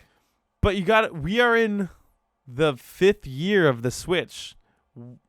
Wouldn't you think it's too late to do an upgraded model and they would just be working towards whatever the next full thing is? Well, No, they did because say- at this point, then it wouldn't be an upgraded model. It would just be, like you said, the Super Nintendo Switch, and it would be a The next sequel thing. console. A successor? Like they also said that they anticipated the Switch's life cycle lasting longer than their previous consoles, but I don't know if that's just like maybe in their mind like a new Nintendo Switch, like a sequel console, is still like in the vein of the Switch and its life cycle. Yeah, I Like, don't maybe know. they're thinking about it as like as a concept. This system works, so we'll just keep building on this model that people seem to love. Yeah, That I could see. it's gonna be weird going forward for sure. I don't know what their plan is. Like, how I'm do curious you- to see how it plays out, but Like, I could this think- just be like the thing they do? Like PlayStation is always a PlayStation. Is Nintendo's going to be some form of Switch moving forward? yeah, I You don't. know that'll never happen. I don't think we're gonna get a Switch Pro this year. I don't know what we're gonna get when, but like I don't expect to hear anything anytime soon. Because I if have we a- were, Guardians of the Galaxy wouldn't have been announced as a cloud game. It would have been announced as just like a game. You know? Yeah, true. What's up, Derek? I was gonna say I have a theory that all of the leaks might come from pre-COVID like documentation, and because usually like leaks are like old info and it like leaks out and like things can still like change, and that's why like leaks sometimes just miss dates or are true. So I was like thinking, I wonder if like this was data that got leaked in January, like they had planned, but like COVID in Japan like isn't over. It's still like heavily Yeah. affected. And so eventually they like were like, nope, we're bumping it out till maybe fall, maybe next year. And like none of these plans, like the production plans, all of that stuff is all like moved and gone. Yeah. I don't know. Only time will tell for sure. Yeah. But we know it's not happening right now. All right. I wanna wrap this up by going around, and I want everyone to list their. Do you want to do 3 or 5 things that you're most excited for? I think 3 is good. Three is good. Three's Okay. It's just so hard to pick 3. Well, I guess before we do that, real quick, I want to know like, how do we feel about the E3 overall? Who do we think, if we had to pick a winner, quote unquote, even though I don't really like this train of thought most of the time, who would you say won E3? Xbox? Xbox. Yeah, Xbox probably. I would. I Sony. can agree with that. Yeah, thanks, Derek. Did you say Sony? Yeah, by I- not participating, they won. Fair enough. No, they lost because no one's talking about them, and they're talking about how awesome Xbox is doing. Oh, Well, wasn't Sony doing their Oh, own thing soon? have you guys not heard about the Blue Box? No, Oh, No. it's what everybody is talking about right now. not everybody. Yeah, What like is it? literally, like everyone forgot about E3, and the whole internet is obsessed with Blue Box games. What the fuck are you on about? So it's pretty wild. I think he's but- trolling us. Basically, on Blue Box There- Games. Blue Box Games announced the game Abandoned would be premiering on the PlayStation 5 next week, and everyone is going wild with theories as to who Blue Box Games is and what this game is. And everyone thinks it's Hideo Kojima is actually making Silent Hill, and this is his way of announcing it. It's wild. That's not true. It's It's just gonna be some dumb thing. It's completely wild, but yeah, in a week we'll finally the internet will get to be disappointed and find Yeah, out it's why nothing would- that they thought it was. Why would Kojima build up this whole new studio, and like, No, it's a fake studio. Because this like, is fucking Kojima, dude. He'll do that shit. he did it before with Metal Gear Solid 5. Yeah. It was Moby Dick Games and the Phantom Pain. And this same thing is with this. It's supposed to be this Blue Box Studios, BB Studios from like Death Stranding. It's a reference to Death I Stranding. feel like It's I've crazy. heard this before. I like the BB. I don't know, dude. I don't give a shit. I think I am of the mind that Kojima isn't a genius. He's just nuts. If you go to blueboxgamestudios.com, it just says Blue Box Game Studios. We are preparing for ... We will be right back. Yeah, I don't Yeah. know. I don't care. Anyway, Anyways, Xbox E3. One E3. I think Xbox is the best. Uh, All of those Game Pass games, some really crazy cool announcements. I think Yeah. Nintendo came out really strong too. Yeah, I think that the fact that Xbox had so many games and that they are the large majority of them are coming day one to Game Pass is absolutely massive. I think for speaking personally, I liked Nintendo's presentation more because they announced more things that I wanted and simultaneously was not expecting. Yes, I agree. However, I think in the grand scheme of video games, I think Xbox is better. But personally, I'm super excited for Nintendo's. I've heard some people being like, "Yeah, I don't know, I wasn't impressed," and then they start talking about the stuff and they're getting so excited. I'm like, What are you on about? You just said you weren't impressed by their thing, and then you popped off that like how excited you were for Mario Party and WarioWare Yeah. and Metroid Dread and Zelda and the Smash characters. It's like people are insane. I don't know, dude. Yeah. the people I mean, just- every developer fell victim, or every presentation fell victim to having a lot of filler content where they talked about games that were already announced and that have already been out and that were presented in other presentations and stuff like that. And it's like, yeah, that's gonna happen. But in terms of like the heavy hitters, Nintendo and Xbox, When are the will ones doing people the realize lifting. that these presentations, the Nintendo Directs, the Xbox conferences, they're gonna have smaller things that you don't care about, but there is someone out there who cares about it. And that one weird niche thing that you care about, there's tons of people that don't give a shit. Like, I feel like people can't look outside themselves and see the thing as the whole picture. And just like, oh, that was bad because they didn't announce the new Animal Crossing game. It's like, that doesn't make it bad. You have to judge it by what is. I don't know. I feel like we talk about this a lot, and it's so fucking frustrating to me. But all of the stuff that was there for Nintendo was awesome. yeah. oh yeah. All right. Top 3 things from E3 that you are most excited about. You can use Jeff Keighley's Summer Game stuff as well. We're gonna start with you, Adam. What are the Okay. 3 things that you are the most excited for? Got to be Metroid Dread. Was not Okay. expecting that. Very excited. Okay. Still Breath of the Wild 2. I know it's just a little crumb of serotonin, but it has me so hyped for it again. Mm-hmm. And the third, I don't know. Like, I know we just went over all the games, We just but went over so many things. You can't. I know, and I one can't- more. I can't narrow it down. Just pick one. Name a woman. Uh, Name a woman. Adam, name a woman. For $1, name a woman. Like any woman. Redfall seemed pretty cool. I'm not sure what it's about, but I like the wizard with a gun. Actually, no, I'm going Oh, wizard. yeah, Wizard with a gun. It's got wizards. It's a western. What is not to love? All right, Tikan, what do you got? What are the 3 things you're most excited for? This is I probably could have easily had a top 5. That's why I was between it. It's like, oh, there's definitely 5. If things you, I'm I mean, Adam struggled with Okay, 3, I'm but if you giving guys want 5. to do 5, All then right. go for it. I'm gonna do 5. Obviously, Halo Infinite is my number 1. I can't wait. I want that game so goddamn badly. Saw that Back 4 coming. Blood, Battlefield 2042, Metroid Dread, and even though it's gonna be forever, Breath of the Wild 2. Yeah. What do you got, Derek? What are the things you're most excited for? I think right now, in the moment, probably Halo, Battlefield, Elden Ring, and the new Metroid. Forgot about Elden Ring. Okay. Andrew? I'm not going to say Breath of the Wild because I want to know more about it, and it's not coming out until, who knows the fuck when. Next year at the earliest. I'm hedging my bets for 2023. But I would say, in no particular order, Metroid Dread, Mario Party, Guardians of the Galaxy, Elden Ring, and what was the other one? Maybe WarioWare.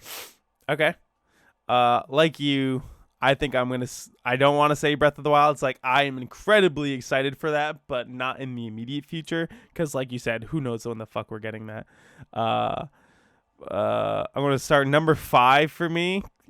More Castlevania coming to Netflix, starring Richter and Maria. Fuck yeah. Okay. And we got Mario Rabbids, I think, is a darling game that I'm super excited about. Shit, what was my number 3? Halo Infinite. That multiplayer looks absolutely insane, and I cannot wait to get my hands on that for sure. I think that it made me remember the glory days of Halo 3, and I'm incredibly excited for that. Actually, let's switch. Halo's my number 2. My number 3 is gonna be Starfield. I think I didn't know what to expect, but the fact that it's so grounded in realistic modern technology makes me even more excited about it. And then number 1 is Metroid Dread. That's the fucking greatest announcement during this entire thing, and it's insane, and I cannot believe that's happening. But yeah, that is it, boys. That is all of E3. We got well over 2 hours just only talking about E3. How are we feeling? As a Yeah. whole, how did you feel about E E3? Very, very happy. Yeah, no, it was really good. They did a great job. Yeah, for a first time digital, all digital, I'm pretty happy with what they came out with. Yeah, I'm hoping that next year, with the lessening of COVID restrictions, that we can maybe see a little more out of the in between shows. Mhm. I think next year we won't And- have the in-between shows. It's going to go back to being in person. So those will Well, just be I mean, like, they'll still have presentations. They were doing it before. You had Bethesda and Take-Two and Devolver. Yeah, but I wouldn't be surprised if we didn't have a Capcom, and I guess we'd still have a Square Enix. Yeah, I think we still will. Okay. Yeah, I hope But- they learned some lessons. Yeah. Yeah, there were definitely some highs, definitely some lows. But overall, I came out happy. There was a ton of announcements that I'm really excited about, and video games are awesome. I'm really excited to see where life takes us in the world of video games. But that brings us to the end of this episode of the Game Sharks podcast. Thank you very much for listening. You can send us an email at gamesharkspodcast@yahoo.com. What did you think about E3? What were your favorite things announced? And why was it Metroid Dread?